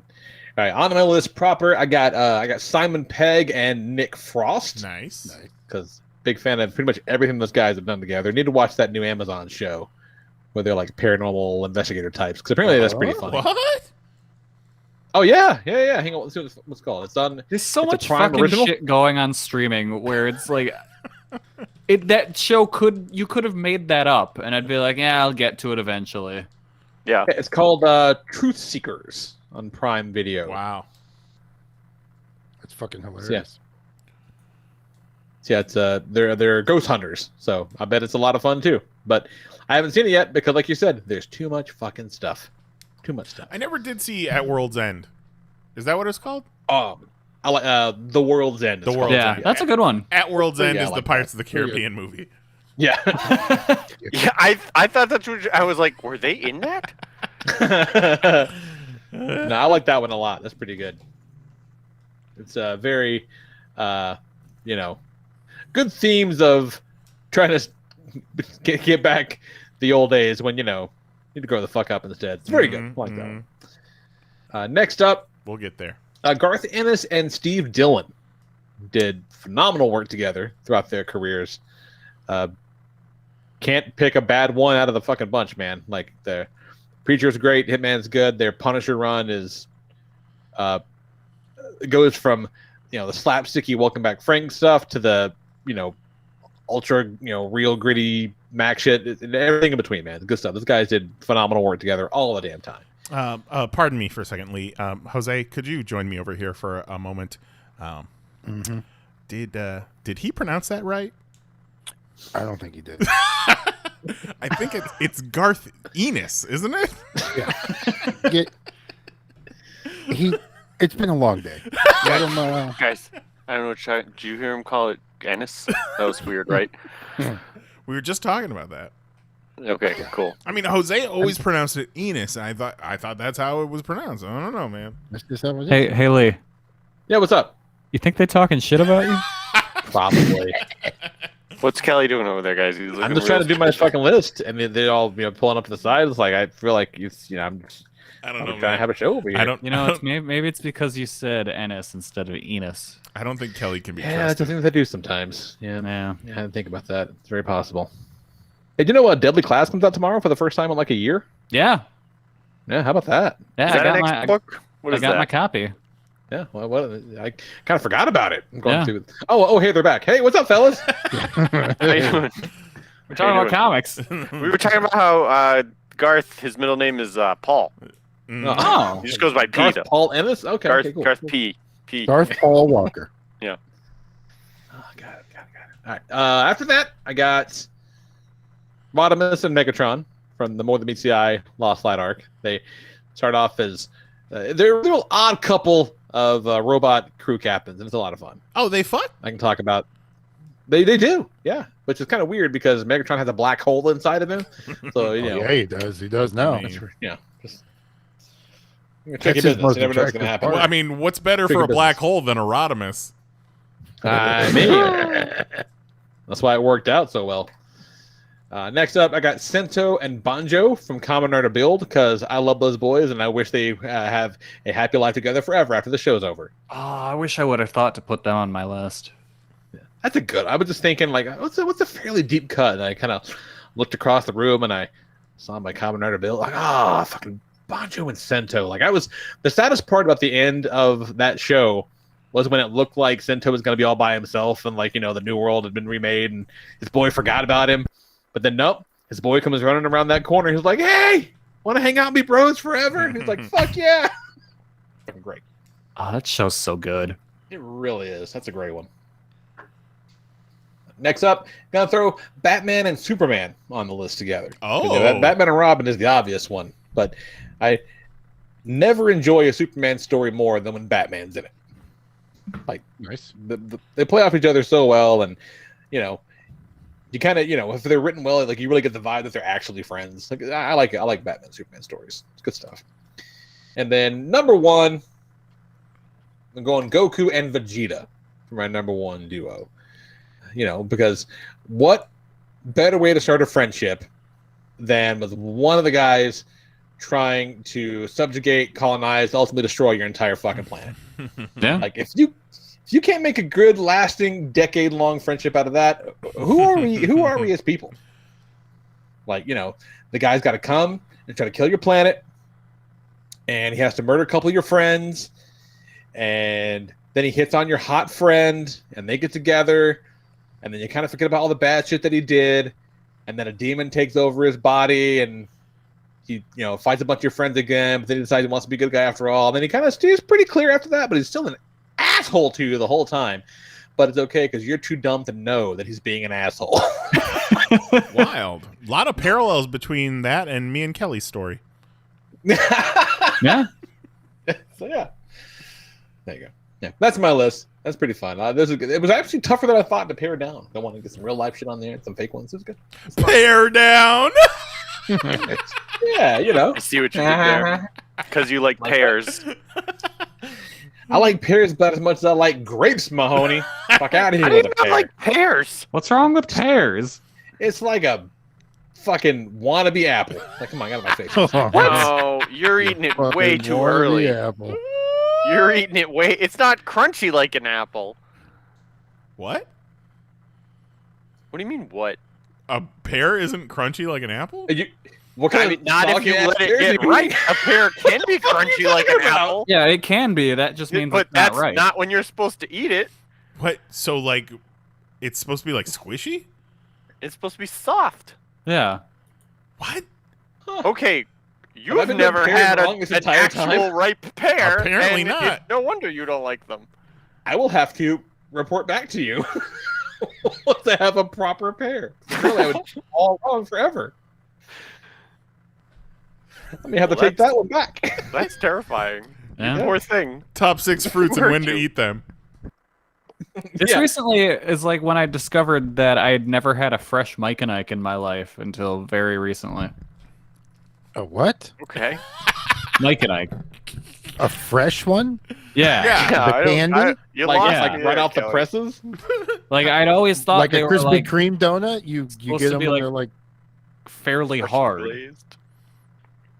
but they're like a nice soft chewy candy when they're fresh. Yeah, you want to be soft, yeah. Yeah. No, I'd never had a soft one until very recently. I Oh. was like, oh, this is what they're supposed to be like? Have you always had hard ones? Yeah. Where are you buying your candy from? I don't know. Yeah, how do you consistently get hard boxes of Mike and Ike? I Well, mean, see, I listen, wasn't buying Mike and Ike's very often because I didn't like them. I'm gonna guess that no matter where you're buying Mike and Ike's, they're not, that the turnover is not, Yeah. They're not fresh, generally. fast. Fair enough. Yeah, like Mike and Ike's are not revolving through the grocery Yeah. store I- quickly. I'm The sure. only reason I had any was because in our box of free Invincible shit that Amazon sent us to promote the show at work, they sent along 4 like display boxes of That's Mike and Ike's for some reason. No, And I was like, well, I they have were to trying eat to get these. rid of them. Yeah, well, like I have to eat these, and then I had them. I'm like, wait a minute, this is a delicious candy. What? How have I been led astray all these years? Yeah, but I've been on the earth longer than Kelly, and I have not come across a consistent hard batch of Mike and Ike's. Well, boys, I guess cannot stop picturing Nyes and Lee just biting into a crunchy ass pear and being like, "Not that great. I don't get the hype." Yeah. I think we need to go to the grocery store, boys. I think so. Get some I pears think we and need some to Mike and send Ike's. Kelly some Mike and Ike's. Yeah. You No, I we got have- plenty of Mike and Ike's now. I think Kelly needs to send us some Mike and Ike's. That's it. That's it. You send us all a box of Mike and Ike's, and we do a fucking live taste test. So you know which Yes. ones, who amongst us has the best ones. Yes, so we taste test Mike and Ike's, we taste test pears, and we taste test pig ears. Yeah. Oh, It's gonna And be bacon great. strips. ugh. One of these things is not like the others. Dog food mukbang. Oh God. Oh God. Like Oh. this video if you want us to do a dog food mukbang. No, Share this Do with your not friends. fucking like this video. What do you want? Do you want Dog wrestling food talk or do you mukbang. want dog food mukbang? The numbers will speak. No, Jesus. Oh God. What's up on Discord, Nyes? Who's reaching out and touching somebody? Right off the bat, we got Juggalo John. He keeps What's it, up, John? Keeps it short and sweet. Number 6, David Spade and Chris Farley. Very good duo. That's a good one. That's a good duo. I thought about putting them on my list, but their time as a duo was short-lived, to say the least. Number 5, Penn and Teller. I've loved Penn and Teller since I was a kid, man. Hell yeah. I love comedy magic. Penn and Teller, The Amazing Jonathan, the end.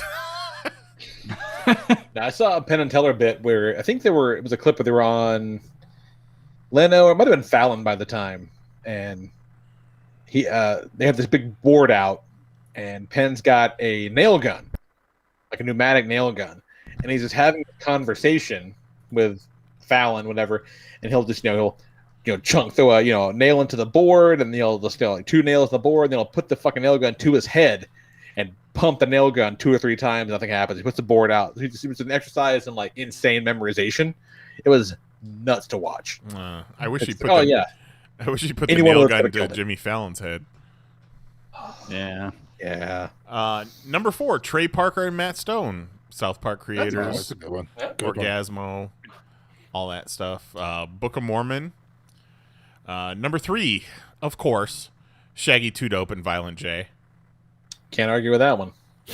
I watched the fucking clip from Sunny where he walks in. Charlie walks into the bathroom with the kids picking on the dude in the Juggalo face paint. Mm-hmm. Number 2, Jamie Madrox and Monoxide, which that is Twisted. Correct me if I'm wrong. Yeah. Okay. Yeah. And I was about to say, I thought that was somebody from X Factor. And I was like, never heard of that person. Monoxide. Yeah, it is. Yeah, that's where he got his name from. Yeah. Monoxide does sound like a cool X-Men name. Ex-villain. Like it would be an ex-villain, right? Absolutely. That just rips nasty farts. Like a dog. And number 1, Doc Hammer and Jackson Public. And then in parentheses, he put, may edit later, parentheses, I did not. I love the follow-up. I'm just put all my cards on the table here, guys. I didn't edit it. Solid list, John. R.I.P. Doc Hammer and Jackson Public's careers. I'm sure they'll do something else.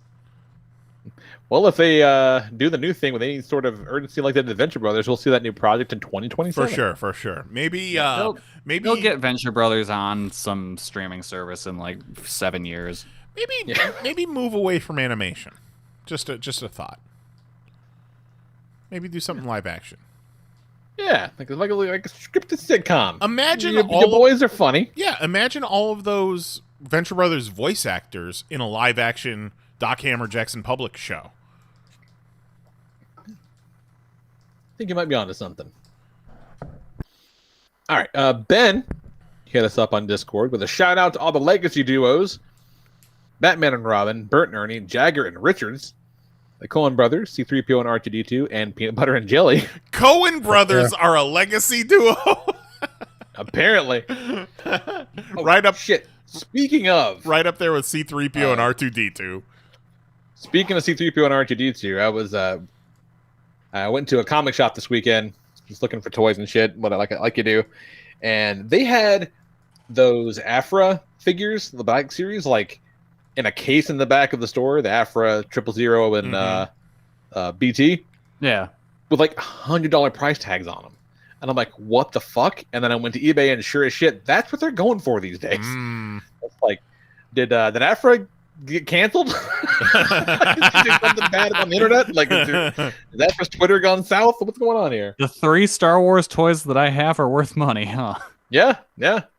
Well, it makes sense because they are, as we all know, Kelly, the 3 best Star Wars characters. Yeah, that's very true. Yeah, so, obviously they're going to be going for big bucks. You guys are going to be at each other's throats next week. Next up, 6. He's got number 6, Spear and Fang from Primal. Said it before, but this prehistoric odd couple is my favorite current TV duo. He was talking about Primal last week, wasn't he? Yeah, I think he put Primal in his list. Top 6 cartoons. Yeah. Really trying to sell us on this Primal.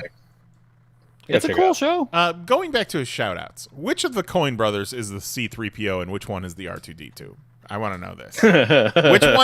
Which one is married to their names? Which one is like Joel and Ethan? Yeah. Which one is married to Frances McDormand? Because that one's R2-D2, right? All of this could be completely fake for all I know. Just like a CGI dog. Who's the Noel and who's the Liam Gallagher? Oh, that's a good one. Number 5, Statler and Waldorf. The Muppet Show just wouldn't have been the same without these two old cranks throwing shade at everything. Yeah. Number 4, all right, Jason, Isabel, and Amanda Shires. No fucking clue who that is. My favorite current musician couple. Hopefully I didn't just jinx them and they announced their divorce. I think they're country musicians. 3, no fucking clue. That I know as much about them as I do. No, I'm about to say the Coen brothers, but that's not true. So I at least know who they are. They're the ones on the brink of divorce. I would assume they're rappers, probably. Mm-hmm. Yeah. Probably. You know, Amanda Shires definitely got bars. Yeah. Kratos Number 3, ain't got Ed no fucking Brubaker bars. and Sean Phillips. I'll read anything these two collaborate on. That's a really good one. Yep. Yeah. They got a new book coming out tomorrow.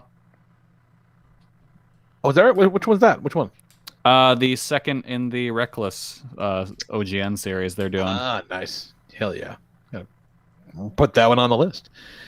Number 2, peanut butter and chocolate. The first person who combined these two flavors should have been awarded a Nobel Prize. All right, if you're And if you're a fan of peanut butter and chocolate, like Reese's peanut butter Like where cups, this is going. I highly recommend the Reese's peanut butter cups with pretzels in them. It just adds a little extra crunch to your normal peanut butter cup, and it's got to be a big cup too. Those big cups. Okay. I've never seen that. I don't know what these things are called, but they have them at Walmart. Had to go to Walmart for something. Let me find it. It's great. All and right, you should definitely. Lee, you could rattle off number 1 while he looks for it. Number 1 is Pfizer shots 1 and 2, or Moderna if you're into that. Because now we're all invincible. Yep. Fucking great. And licking doorknobs God, all Jose? week. Who did you throw to? Jose? Let me hit these shout outs. PB&J, mac and cheese, Gwen Stacy's head in the ground. Mac and cheese. Oh, I'm gonna put that in any top 6 that fits. We were out of jelly recently, and our household's jelly is grape jelly, and we went to the store and they didn't have any of my grape jelly in the squeeze bottle, so we got the strawberry, and boy oh boy, hate my life. Strawberry jelly's good. It's not grape jelly, man. It'll do. I forget what happened. You said you had that problem, and I was going to send you grape jelly, and then I got distracted. And It must be strawberry because grape don't jiggle like that. Well, no, I have to finish the strawberry now, and I will get grape again. I can't find this Reese thing, and maybe Well, it's tell us not about real. it. Tell us about but it. it's fucking delicious. Paint us a picture. I might just switch to my phone and drive to Walmart. I'll be back. All right, let's hit this proper. I'm gonna nail off a couple cartoons that I enjoyed watching the characters go. Started off with that. I'm gonna go Scooby and That was Shaggy. a very strange sentence, Jose. Yeah, I was about to say top 6 cartoons was last week. Top 6 cartoons I want to watch. Fuck. Number 1, Scooby and Shaggy. Get the boning. Scooby and Shaggy. Growing up, fucking love watching Scooby Doo, and those two are a riot, and fucking, They love we know weed. why. Yeah. We know why. Then we go Ren and Stimpy. Those were like my high school cartoon. Fucking watches that, and Beavis and Butthead. Nice. Those different times back then. Are you just reading off last week's list? Yeah, I know. Well, no, I'm back. What? Hey, those do. It counts, man. I mean, that's where they're at. We're It gonna absolutely go. counts. It's just kind of hilarious. Jordan and Pippen. Nice. Part of the Attitude Era, the '90s. Watching those Bulls teams as a basketball fan, wee lad growing up. It was a different time. It was some good basketball back then. And then we're gonna go Jules and Vincent. Good Great one. movie, great lines, great team. Sad what happens to one of them. Spoilers. I'll send you an email picture. Come here for your hot Pulp Fiction spoilers. Hey, didn't want to spoil Titanic. And then we're going to close this bitch out. Cheech and Chong. Yeah. Great movies. Great comedy duo. The albums. Everything they've done. Everything? Well, maybe not everything. But definitely lives on way past the gimmick. What if, instead of Don Johnson, Tommy Chong played Nash Bridges?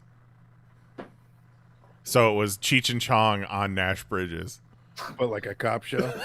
Or a private... What was he? Like a private detective? I don't fucking know. I just know Cheech was on it. Or redo Tin Cup. What was it? Tin Cup? Yeah, with Kevin Costner. Yeah. But replace Kevin Costner with Tommy Chong. Mm-hmm. That's my list. Sticking to it. Not bad. Solid list, Jose. Fucking solid. But if Beavis and Butthead are on your list next week, we're gonna have to talk. Well, it better be, actually. At this point, they better be. Is the 6 top shirts and cartoons? What's next on Discord, Kelly? What is next on Discord? It is Nyes at everyone. If you shared your top 6 duos back when we first scheduled the topic, please post again. I feel so exposed. I'll read the next one too. This one's 0. Going to keep this to the point so I can go off on my last one. And boy, he does. Number 6, Chocula and Vanilla. Number 5, Saitama and Genos. 4, Emiya and Saber. 3, Troy and Abed. 2, Okabe and Kurisu. And number 1, Haoto and Hachama. Hachamami. Kelly's got somewhere to be. Yeah, this one's got the explanation. Aki Haoto is a VTuber from the HoloLive agency. About a year ago, she started going by her nickname Hacha. Is this a real thing?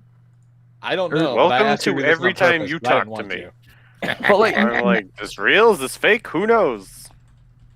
At the same time, her streams became weirder and weirder. Instead of streaming a game or singing karaoke, she started doing things like making ramen with tarantulas in it and reviewing hentai art of herself. She had developed a kind of psychotic evil child personality, and the fanbase would joke that Hachima had killed Haoto and replaced her. Hachima took that fan theory and ran with it in what is now called the Coexist storyline. She'd do things like stream as one personality, then get a phone call from the other and switch. She'd stream as Haoto one day, and then the next day be Hachama, and upset that Haoto had taken over the day before. At one point, Hachama beheaded Haoto, only for Haoto to put her head on Hachima's body. For months, I have no idea what's happening. For months, this story continued with each stream, which were almost daily.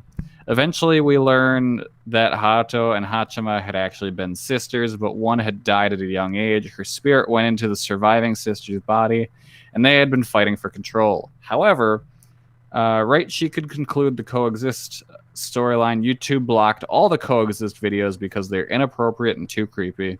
Again, they were too creepy for YouTube. What I'm saying is that Coexist is the best horror anime of 2021. Sorry, Kelly.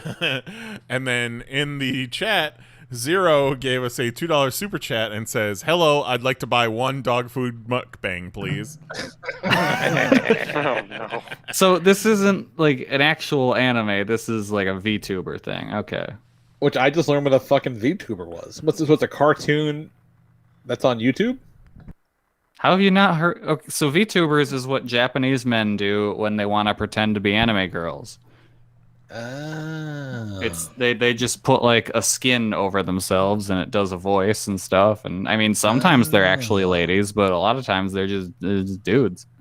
Do you guys remember that story that I shared about the old Japanese man that was using Facetune to Yeah. make himself look like a cute Japanese girl. Yeah. This is fucking wild, you guys. Like, she's adorable. I don't even see how that's possible.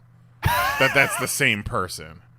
And he's this Japanese biker, and he was posing as this cute young Japanese biker lady, and just delightful looking, just young, fresh-faced, happy-go-lucky. Like, you don't see any evidence that it was face-tuned at all. No. Nah. And But in like- real life, he looks like a nutsack with hair. Like, this looks like a real-ass person. Yeah. Shit's wild. And then it's just... I don't know, man. I this kind of guy. think it is a real person. Like, it's... You know what? I keep going back and forth because, like, I need to see the proof. Like, I don't see, like, where's this photo of her on the left and, like, the before of him? Exactly. Yeah, Like, Yeah. Like, show me the same picture. I mean, 'cause if you can do it, cool. But there would be some aliasing or something. Something. I don't know, man. Like, just the eyes in particular are just too drastically different. Wild Everything. shit. I don't know. So is that So his when real hair? they're not fucking making fake biker girls, they're making fake YouTubes, Anime people. fake YouTubes, anime peoples. And this one like went hard in the paint with some fucking creepy. All right. Yeah. There's nothing sacred anymore. I know. Oh, I'm watching some of this, like a clip of this, and it looks real fucking boring. Just a cartoon staring dead-eyed at the camera. Yeah. It's just like the people that talk about things on YouTube, but they're a cartoon. No, I don't want to watch real-ass people do it. Every once in a while, my Google feed's like, hey, you want to watch this video of some dickhead opening toys? I'm like, fucking no. No, I don't. And YouTube's like, you sure? He looks a lot like you. And I'm like, fuck off. Yeah, he looks a lot like you, and he's doing something that you could easily do, and he's got 90,000 followers. Yeah. I was like when I see like in the feed where it's just like someone's like relaxation stream and it's like 4 hours long, and I'm like, broadcasting for 4 hours is not a relaxing thought in any capacity. Well, yeah, 'cause you're not cutting up a bar of soap while you do it or some fucking nonsense. Yeah. I think we should do a popcast where we're all anime girls. That'd be All cool. I mean, it sounds like it'd be a hit. That I'm into. And then at the end, we vote who is the most fuckable. Yep. The episode title is Smells Like Simpson here. Yeah, we all look like anime girls, but we don't change any of our voices. No, God, no. And you can super chat us to pop the top. Oh, fuck yeah. It's anime girls, but we use a voice modulator that makes us sound even scruffier. Fucking love it. What you got, Nice? All right. I got one shout out because it didn't fit with the rest of my theme for Top 6 Duo. So I want to shout out Bebop and Rocksteady because... there you go. That's a good one. Great duo. Just a couple of dumb shits, but they're tight at the hip.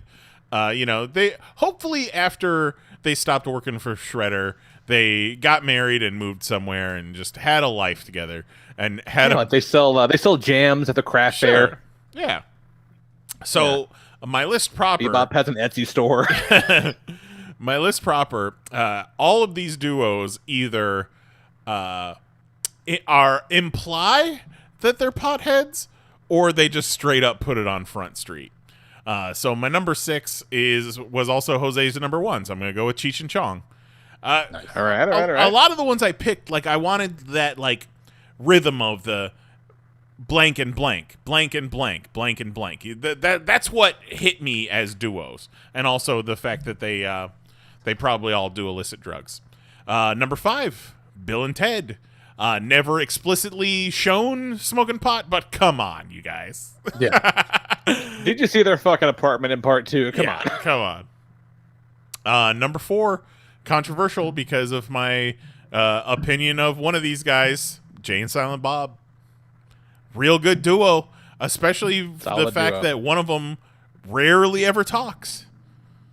Really good chemistry. Number 3, I'm gonna go with the D, Jack Black and Kyle Gass. Besides that is a good one. Yeah. Besides being a great duo, they make wonderful music together. One without the other just doesn't work. But you combine their powers combined, you put them butt cheeks together, and you got a great duo. Number 2, one of my favorites, growing up, Wayne and Garth. Real. Oh, that's a good. Fuck, I didn't think of that. And then my number 1, unsurprising. In fact, they were never shown on screen doing any illicit drugs. But then one of their brothers went and slapped their faces on joints. So number 1, I'm going to go with Jake and Elwood Blues. Yeah.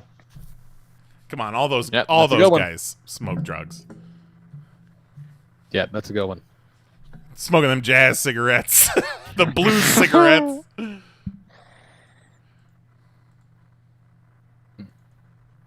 Sorry, I got distracted looking at VTuber avatar creation software.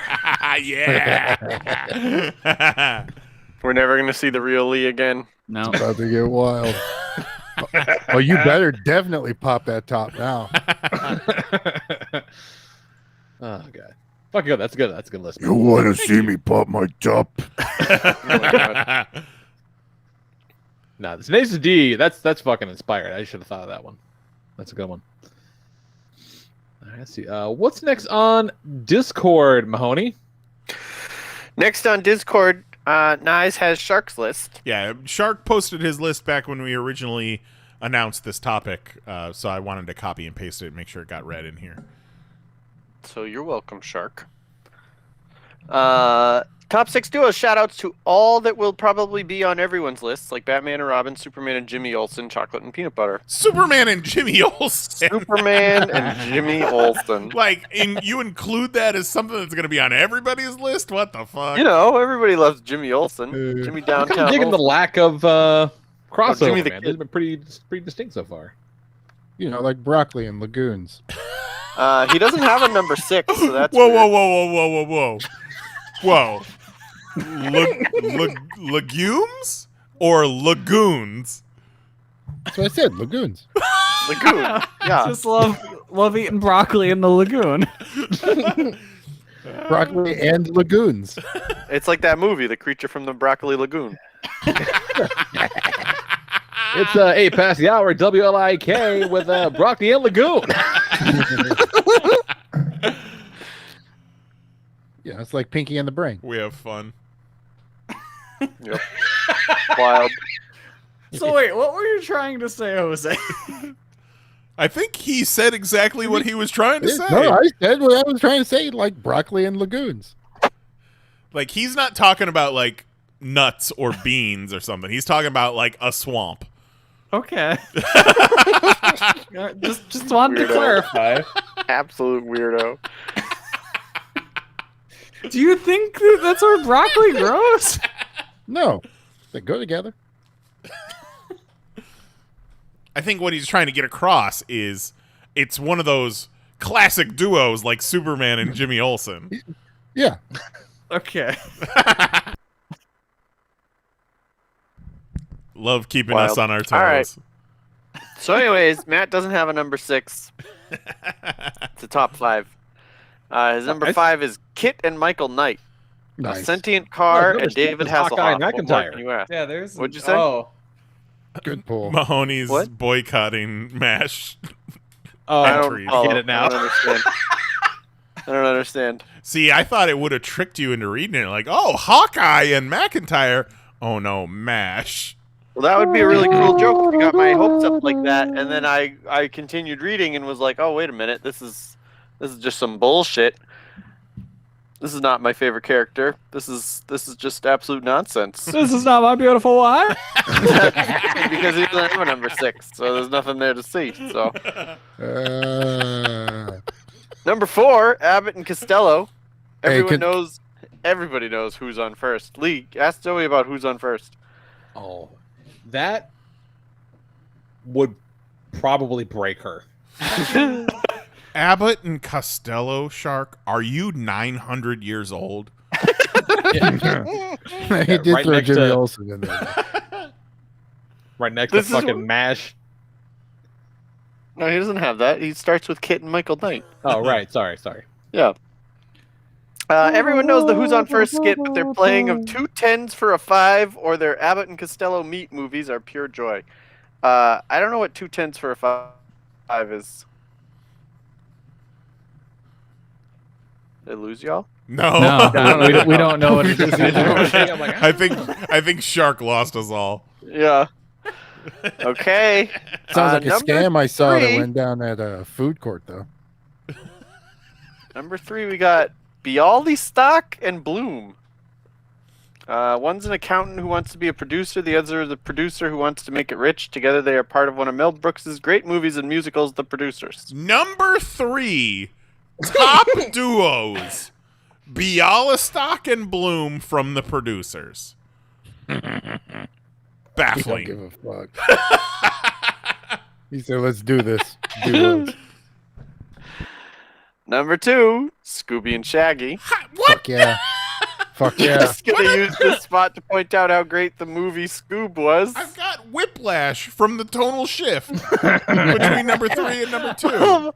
And then he hits you when you're stunned. He hits you in the belly with. Just gonna use this spot to point out how great the movie Scoob was. He's not wrong. Scoob's pretty good. I like that movie. It's fine. It doesn't deserve a shout out. Well, Yeah. when you're All right, talking number about 1. Are we Scooby-Doo, ready for this? That's what you're going to Ready say for about number Mortal 1? Kombat. Kermit and Fozzie. These two have been through some tough times and some great times together. What? Tough times? Yeah. Remember when Yeah, like Fozzie the got time that- AIDS? Or, Kermit had to drive around to get the gang back together, and Fozzie was emceeing for the Morpets. It was the whole thing. Remember when Fozzie was hooked on painkillers and Kermit had to detox him? Yeah.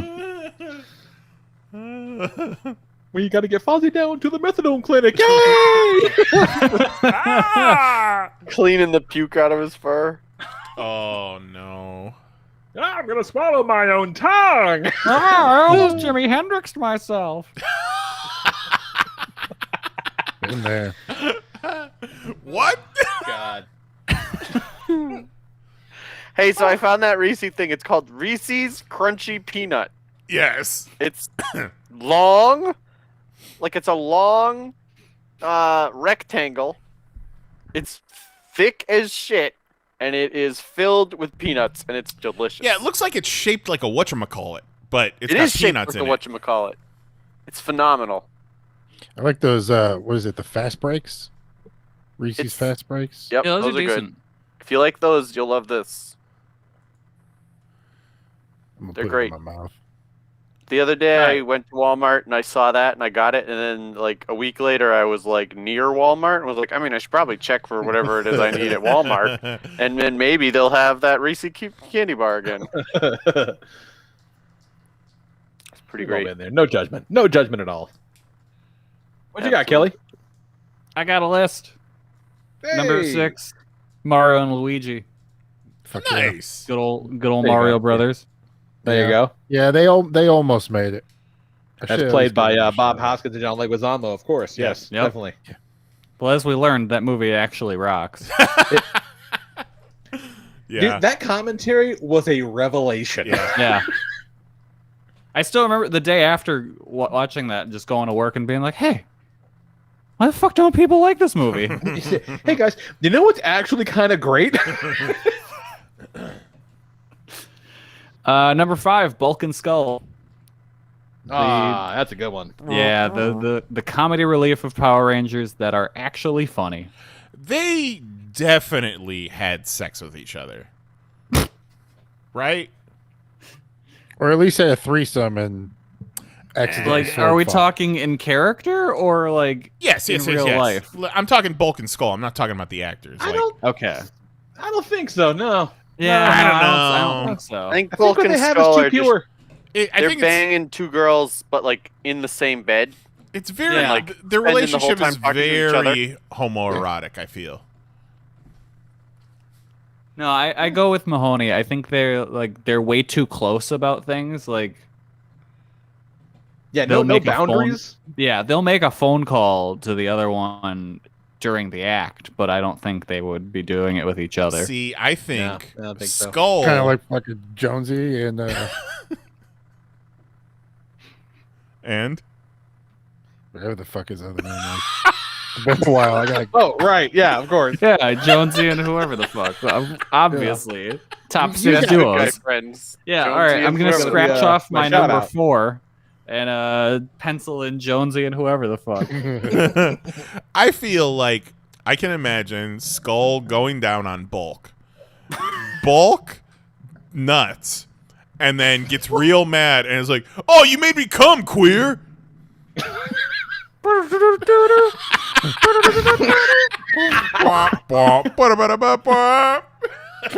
No, see, you're fucking with the model because if anything, if we're gonna go with tradition, Bulk would be blowing Skull, What? and then like would stop paying attention for a second and would be distracted by something. And when he got distracted, Skull would just spoot all over his face, and he'd go, "Oh no!" Because that's the thing, like every Bulk and Skull bit ended with Bulk covered in whatever the hell was near. Oh man, and then it would be. What if it would happen when Goldar and Rito were living in their basement? Yeah, right. Yeah, those guys are fucking great. You're covered in nut. Did you hear that? Hey, Bulk, why you look like Kimberly's mom?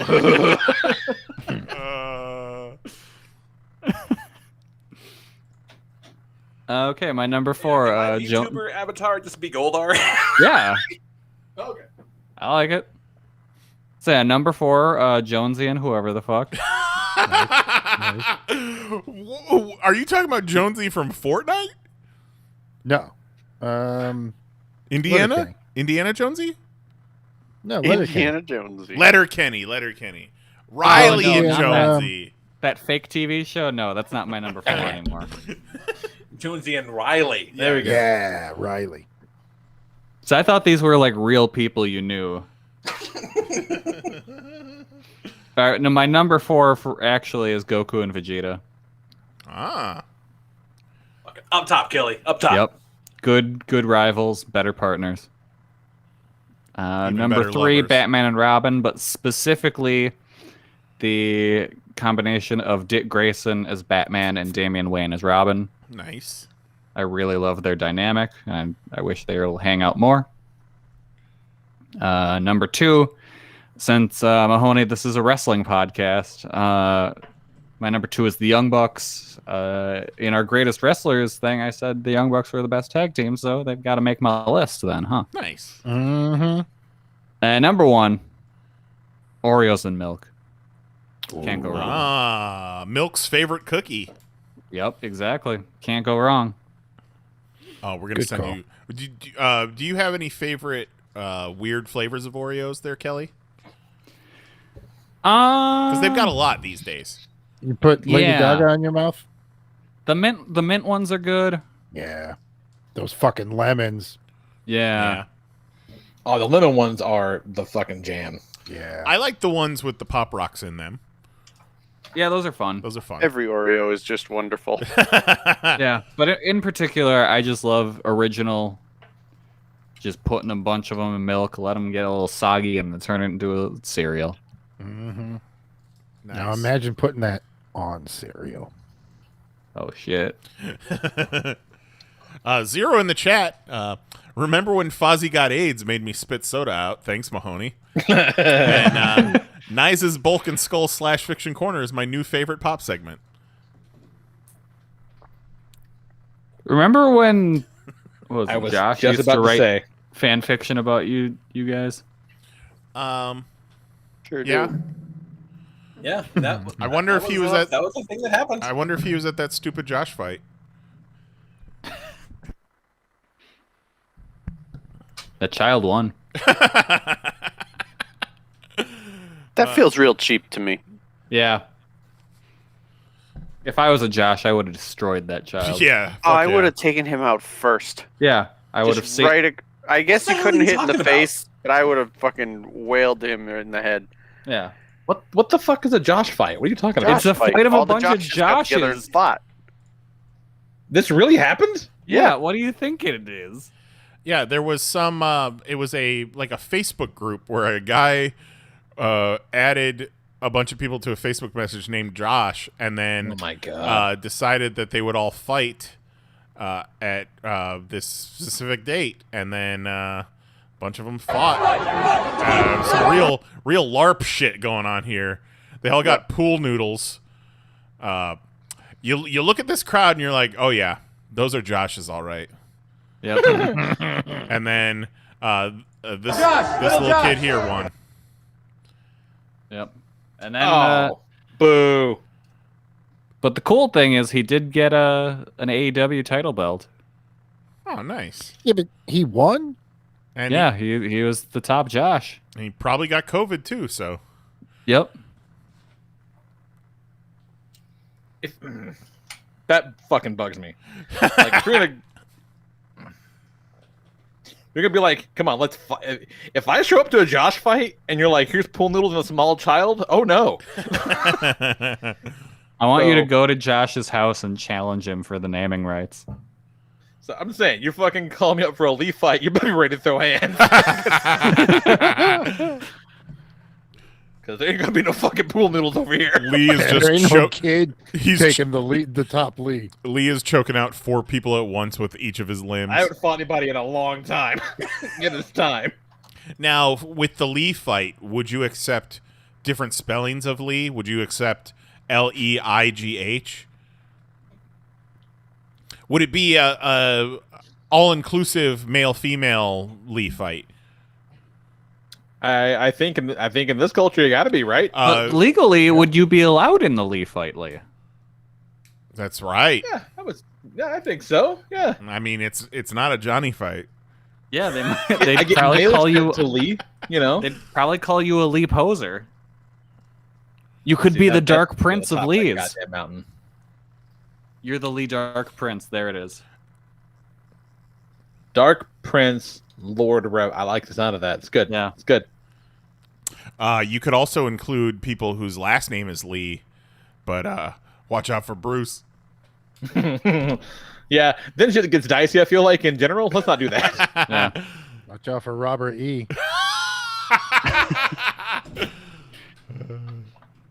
Ridiculous. All right, take us home, Mahoney. What you got? Okay. I don't have any shout-outs. Number 6, Balky and Larry. Yeah. Balky Bartakamus and Kosin Larry. If you don't know Balky and Larry, figure it out. Fucking Go love growing educate pains. yourself. Fucking love growing pains. Number 5, Tom and Jerry. Wow. Because Tom and Jerry will fuck each other up. For real. Did you watch that Tom and Jerry movie on HBO? No, I sure didn't. It's fine.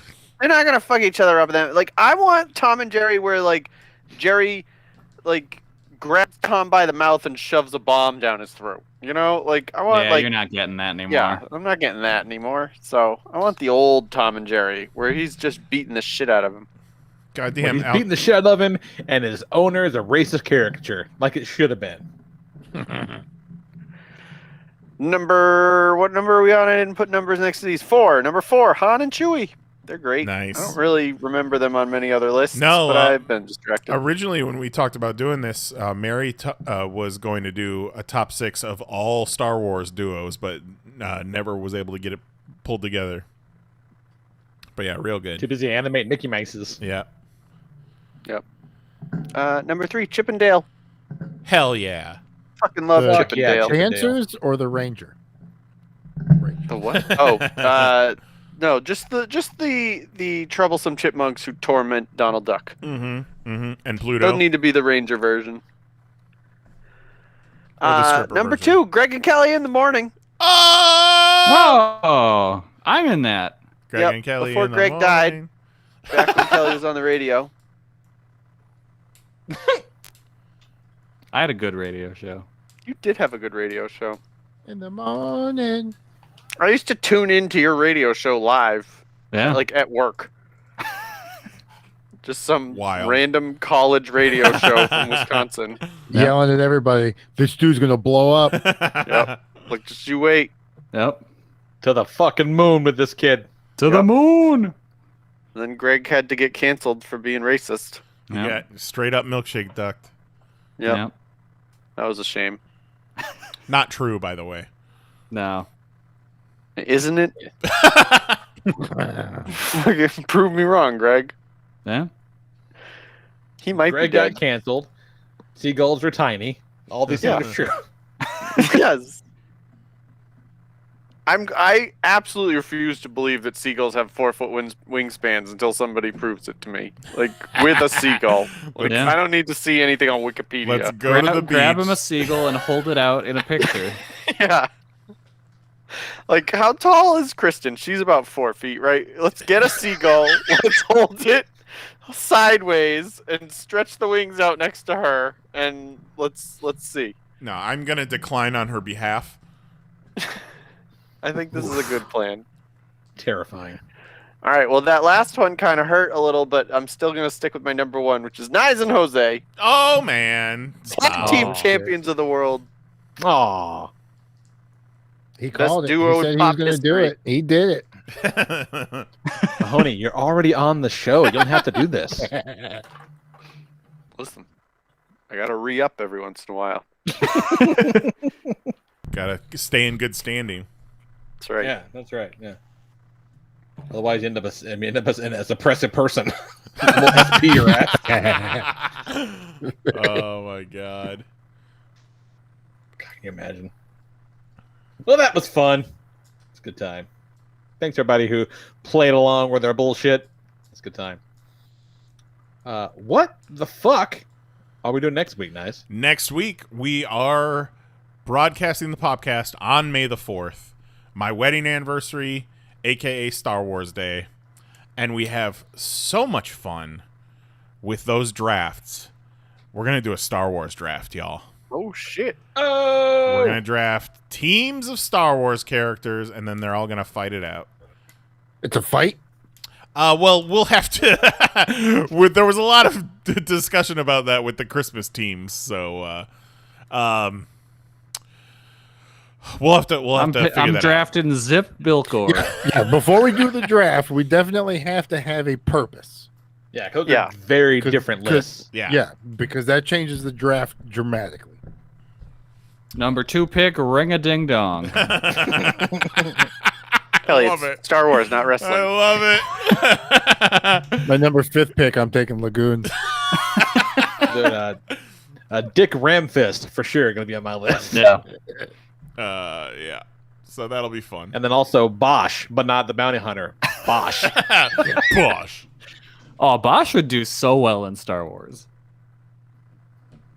Because of that smooth jazz. Yeah, just hook him up in the cantina. Bosch is going to be in heaven. Him and B. Arthur just singing songs. Yep. Yes, there you go. So next week, Star Wars draft for May. Because fuck, man, it's May already. Yeah, it is. Yeah. Yeah, that was absolutely shocking to me when I said that next week is his anniversary. You sure you don't want to do top 2 characters and their laughs?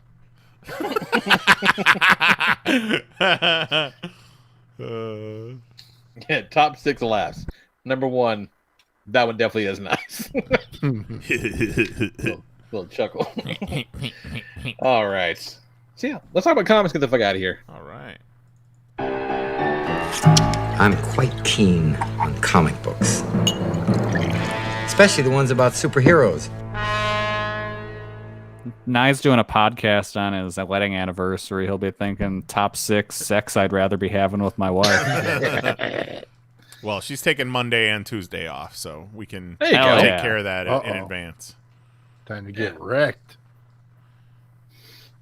So I'm checking out Justice League, mostly because Marquez God. is doing the drawing and I got fucking The black and white Bendis is doing the version? writing. Yeah, I got PTSD. You said Justice League. I'm like, oh God, no. Please, no. No, and this one they actually do shit that the Justice League would do. So. Oh, I never cool. talked about my Justice League dream on the show. Yeah. Yeah, I had a dream. Before we go any further, what is this Justice League dream? So I had a dream that I watched the black and white cut of the version of the Snyder Cut, and there is a post-credits scene that is in full color, and it is a different angle of the scene when Barry is a creeper and gives himself a pocket dog. Where the truck that hits Iris's car, before it does that, it annihilates just a dog that was trying to cross the street. Oh, no. And then the tag at the end is a cop going, "Guess we're having tacos tonight." And everyone laughs. And then I woke up. And you're like, I gotta write this one down. That's absolutely ridiculous. Yeah. No pocket dogs in Oh yeah, Justice no, League number there 60. was one more bit. I forgot. The last bit was me racing to my phone to message Kristen to tell her not to watch the black and white Snyder Cut. There's a bad thing that happens in it.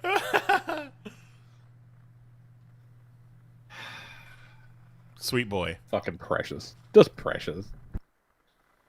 Yeah, none of that in Justice League 60, but it is good Justice League shit. Superman wants to let Black Adam on the team because they're trying to get some new voices on, and everyone else is like, "Are you fucking crazy? It's Black Adam, you dummy."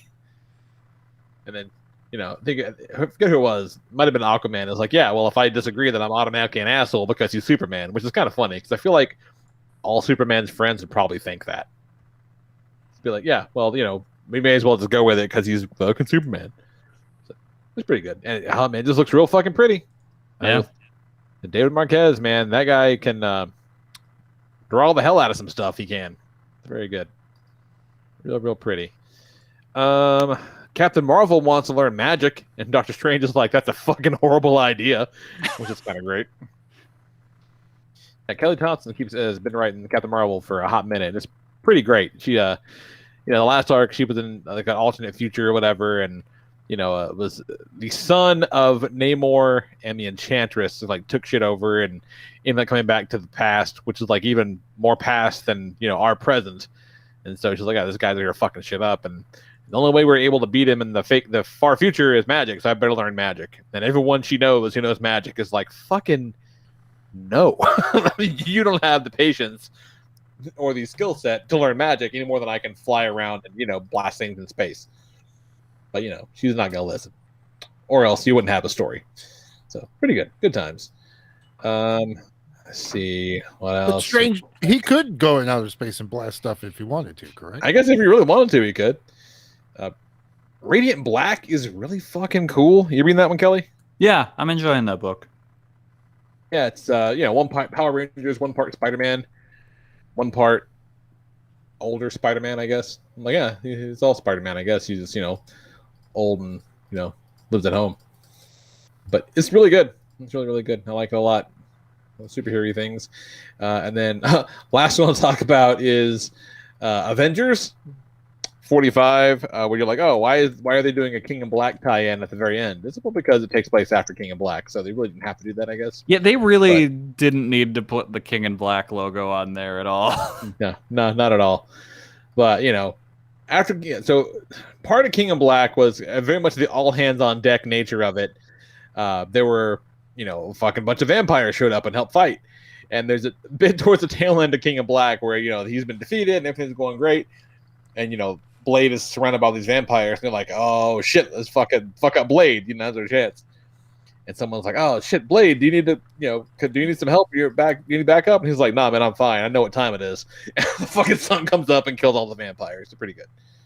But since he all the vampires helped or whatever, fucking Dracula petitioned and got himself a nation of vampires at Chernobyl, which is such a stupid comic booky thing to happen.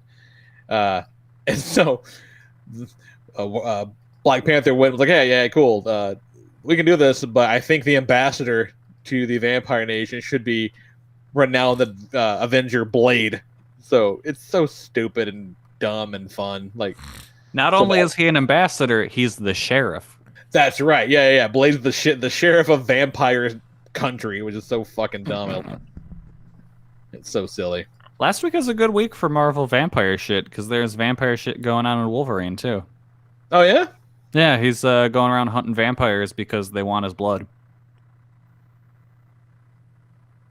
Shit. To suck your blood in That the makes so much lagoon. sense. How have they never done that before? Like, of course Yeah. vampires want Wolverine's blood. Yeah. God, that's one of those where if you're the guy that thinks that up, you're like, fuck, I feel like an asshole. Everyone else should have done this years ago. Nah, that's great. That's a solid bit. What else you got, Kelly? This past week was the second issue of Ultra Mega, and that book still fucks. Lee, have you read it? I read the first one, and you're right. It doth indeed fuck. Yeah, that book rules. Just It looks cool. way gnarlier than I thought. I thought it was going to look gnarly, but it looks way gnarlier than I thought it would. It's brutal. Like, it's a brutally violent body horror Ultraman comic, and I love it. Yeah, it is tough to look at, some of it. It's great. Yeah.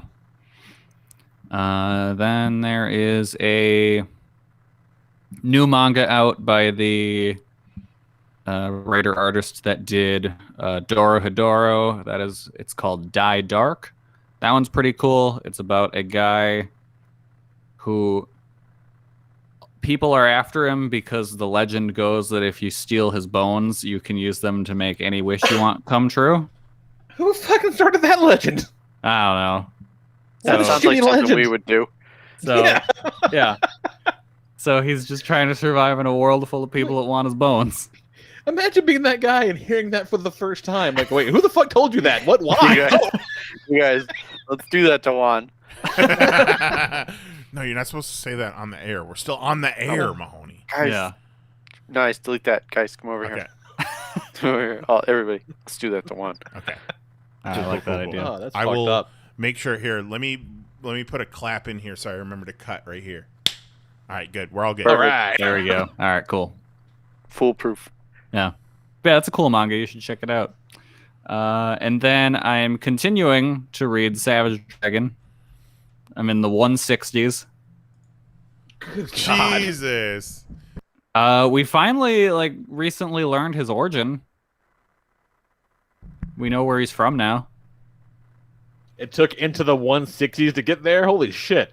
Yeah, we found out he's from space. I feel like that much was obvious.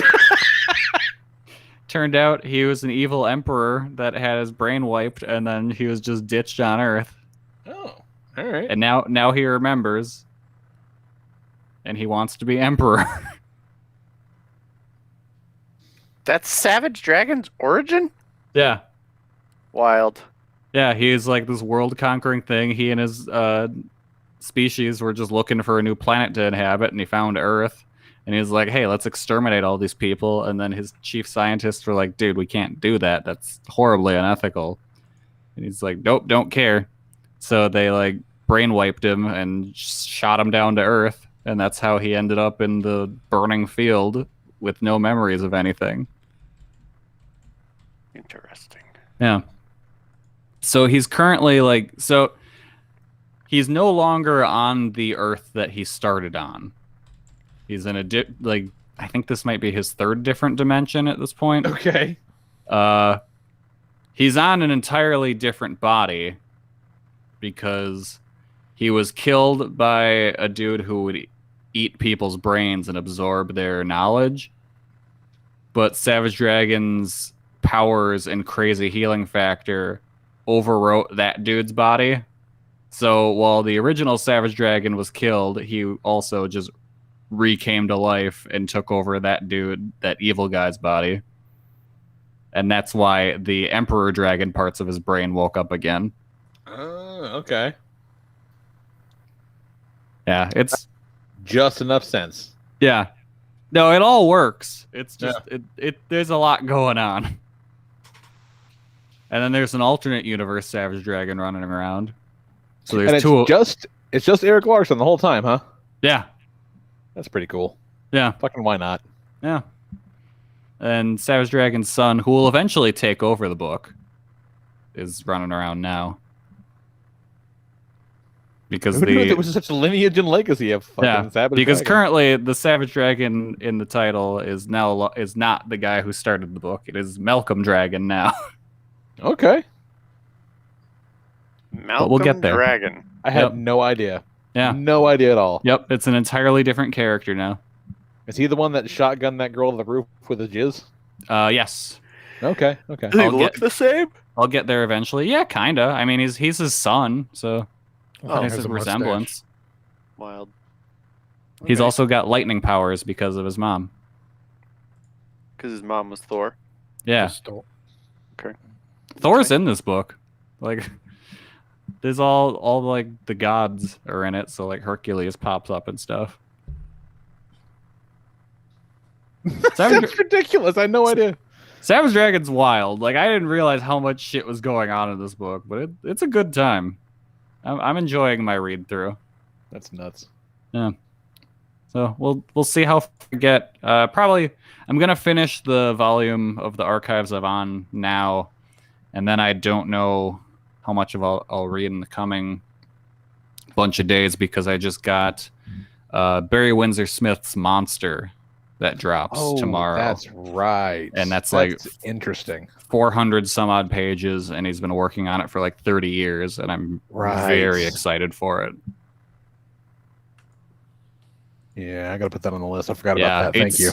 It's massive. Like, it's a huge book. Yeah, that'll take a minute. Yeah. So hopefully I'll be able to talk about that a little bit next week.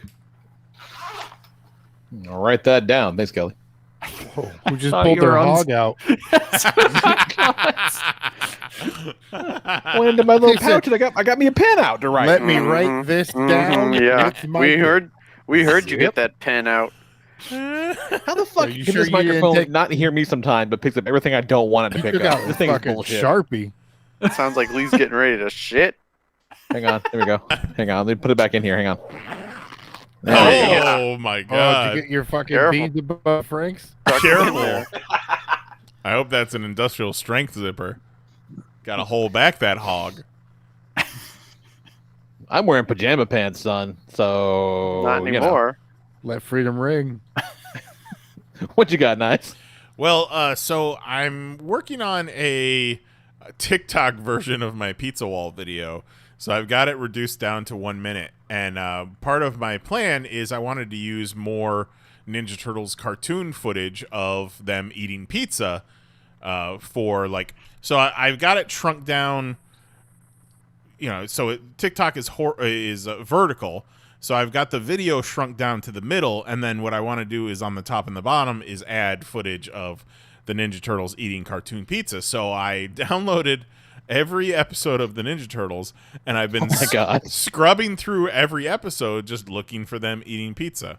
So I went through 10 seasons of the Ninja Turtles at about 20 times speed, and I learned a few things. One of the things is I can say without a doubt that I think I'm good on the NECA Cartoon Turtles line because there ain't many other characters that I'm gonna need from those 10 seasons of cartoons.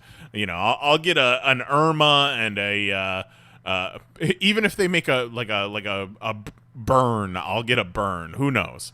But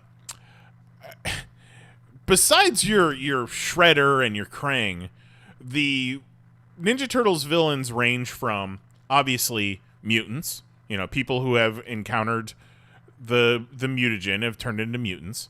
There's always wacky space aliens, just really weirdly designed, fucking goofy ass space aliens. And then a lot of episodes, the bad guys are just dipshit humans with weird fucking heads. Did you know that the last 2 seasons don't have the original theme song? And then what's the point? They changed the design of the turtles so they have like deep set eyes and eyelids. It's real weird. They look like junkies. Weird. Yeah. They spent all that fucking money on that they made on the turtles, and they're all hooked on fucking sewer coke. I'm thinking of because I'm going through these episodes and I don't remember a lot of it. So I'm thinking about doing a rewatch and documenting it at some point. That would be a hell of an undertaking. Sure would. It sure would. Yeah. All right. That nice. sounds like some Patreon content. All I'm saying. I have an idea for your TikTok video. Okay. Hey guys, I made a pizza wall. and then it's you, but like with a sweater over your head, pretending to be like a smaller version of yourself. And you say, "Well, what if you want to eat the wall?" And then you, normal size, goes, "You can't eat the wall. It's a wall." I like it. And then that's the end of the video. You know what? You actually just scripted a very solid TikTok. God. Kelly's an artist. I mean, he does have his finger on the pulse of the youths. Yep, I know what the kids like. He sure does. Nice came to me and was like, "Hey, I need some TikTok advice." And then I sent him so much TikTok advice that he was like, "Okay, please stop. Please cork the TikTok advice. Thank you." Well, you were like, "You should use the song where they're all sticking their asses out." And I'm like, no. I didn't want to tell you no, because I hate to tell you no, because I already had a song in mind. You're like, no, use this song. And then just, because I would be pissed if I went looking for butt videos and I found a pizza wall video. No, that's not how TikTok works. Which part? Any of it. Well, we'll see.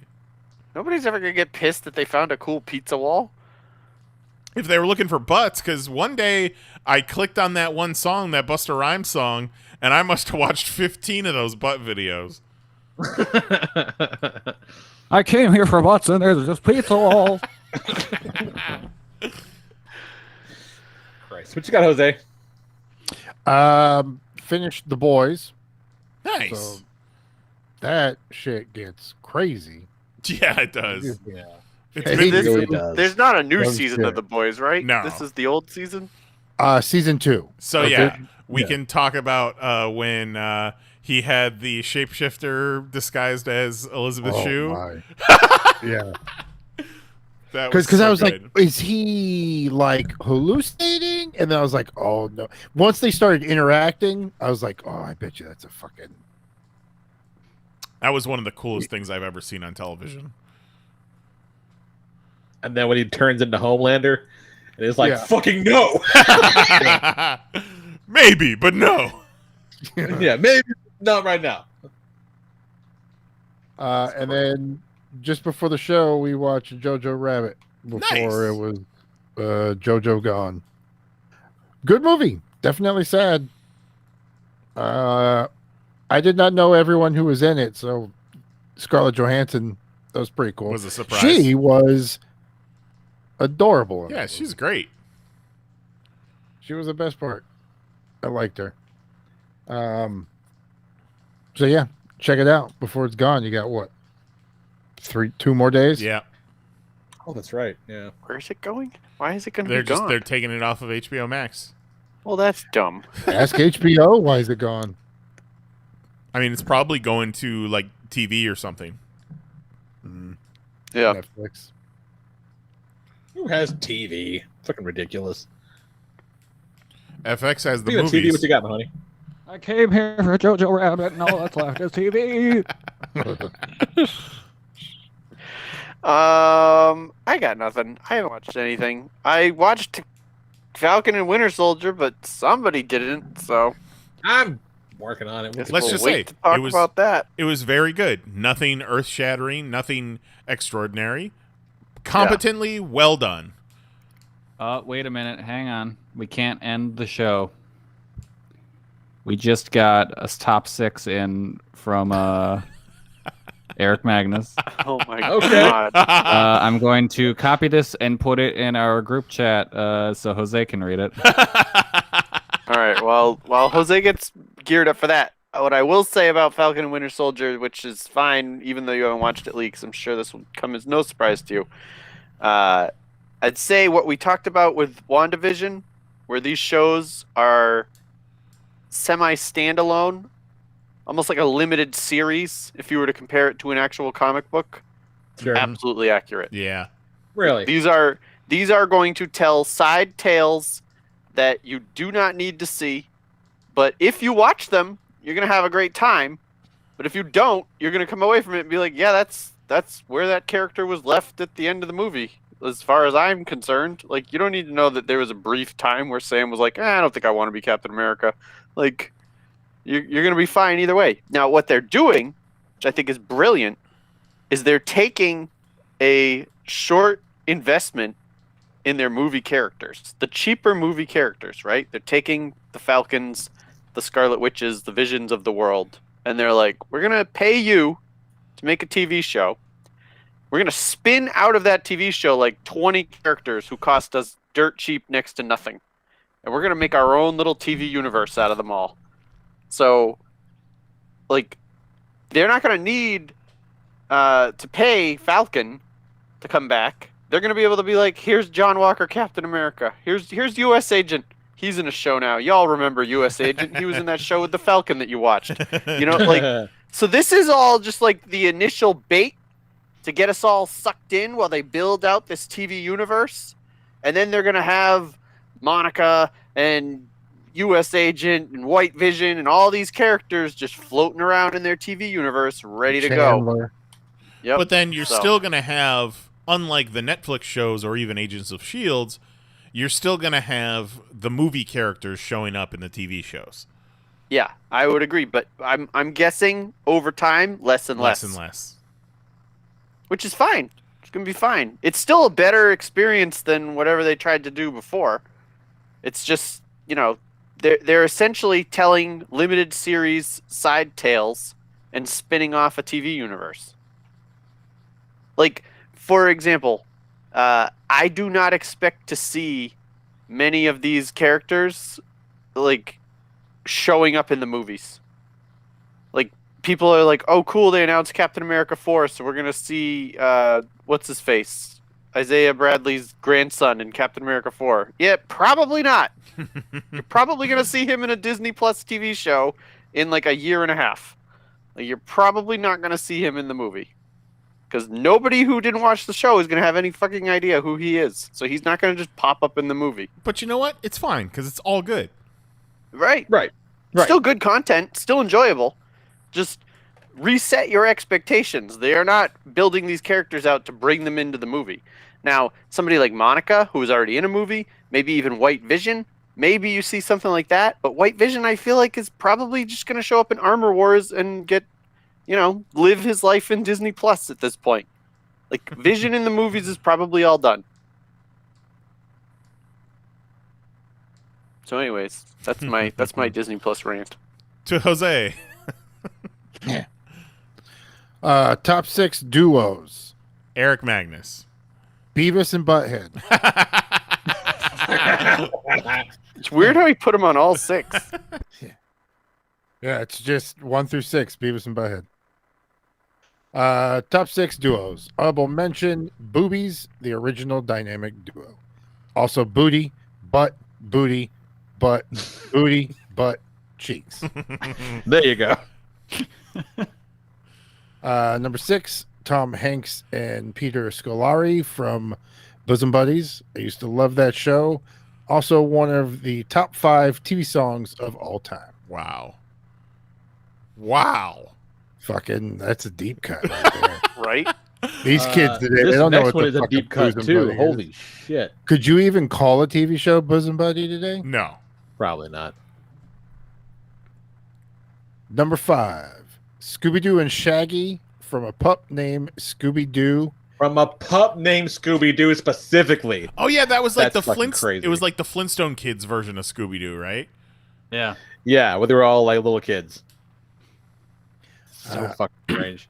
I used to love that show. My favorite episode was the Headless Skateboarder. I watched it with Yumiko, and she was mimicking the Headless Skateboarder with his dude mannerisms, always saying, dude, oh, dude, hey, dude, nah, dude. She kept that up until I showed her Woody Woodpecker You can imagine how that went. Oh my god.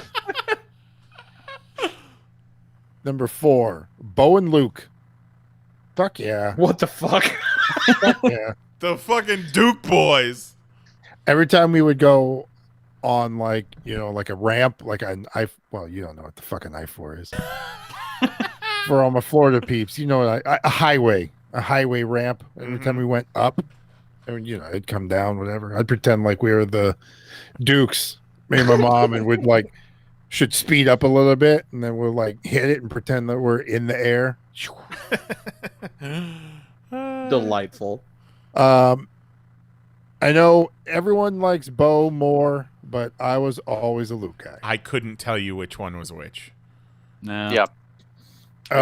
Bo was Tom Wopat. Oh, Yes. okay. I'm pretty sure. Yeah. And then the John other one Schneider was Luke. Yeah. He was Smallville's Superman's dad. Yeah. Number 3, Power Man and Iron Fist. Good one. Number 2, Cagney and Lacey, Cat and Alley, Mark and Mindy, Tom and Jerry, Rizzoli and Isles. Fuck yeah, Rizzoli and Isles. Fucking shout out to Finkel and Einhorn. Han Solo and Chewbacca. His number two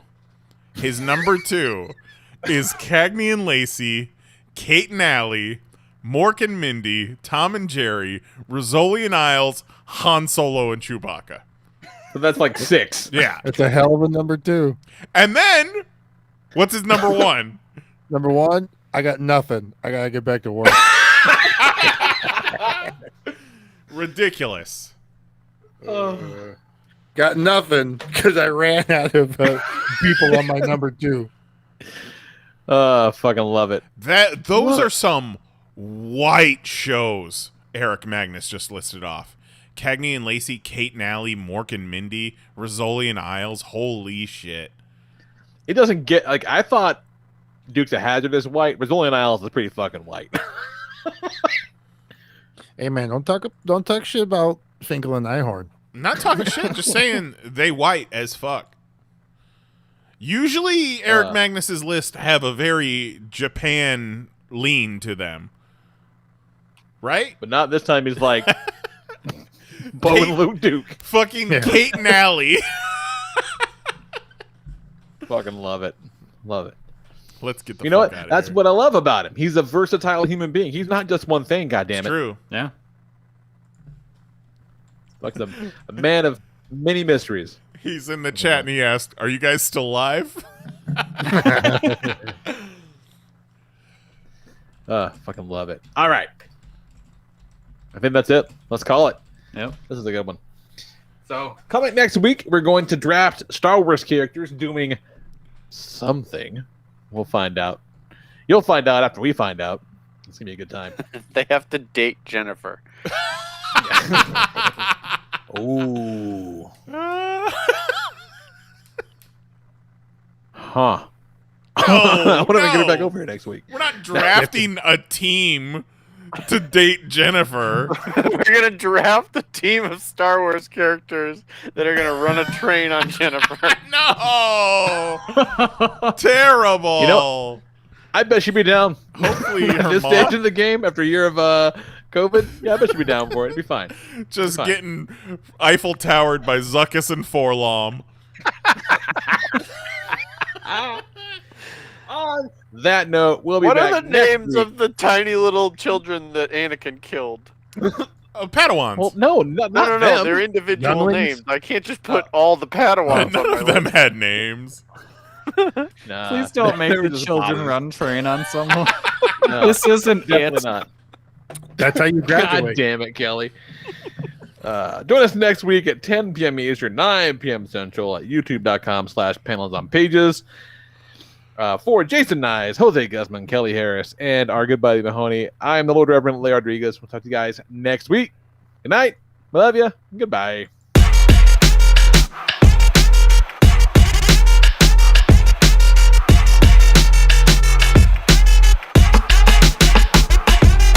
Do you guys like this?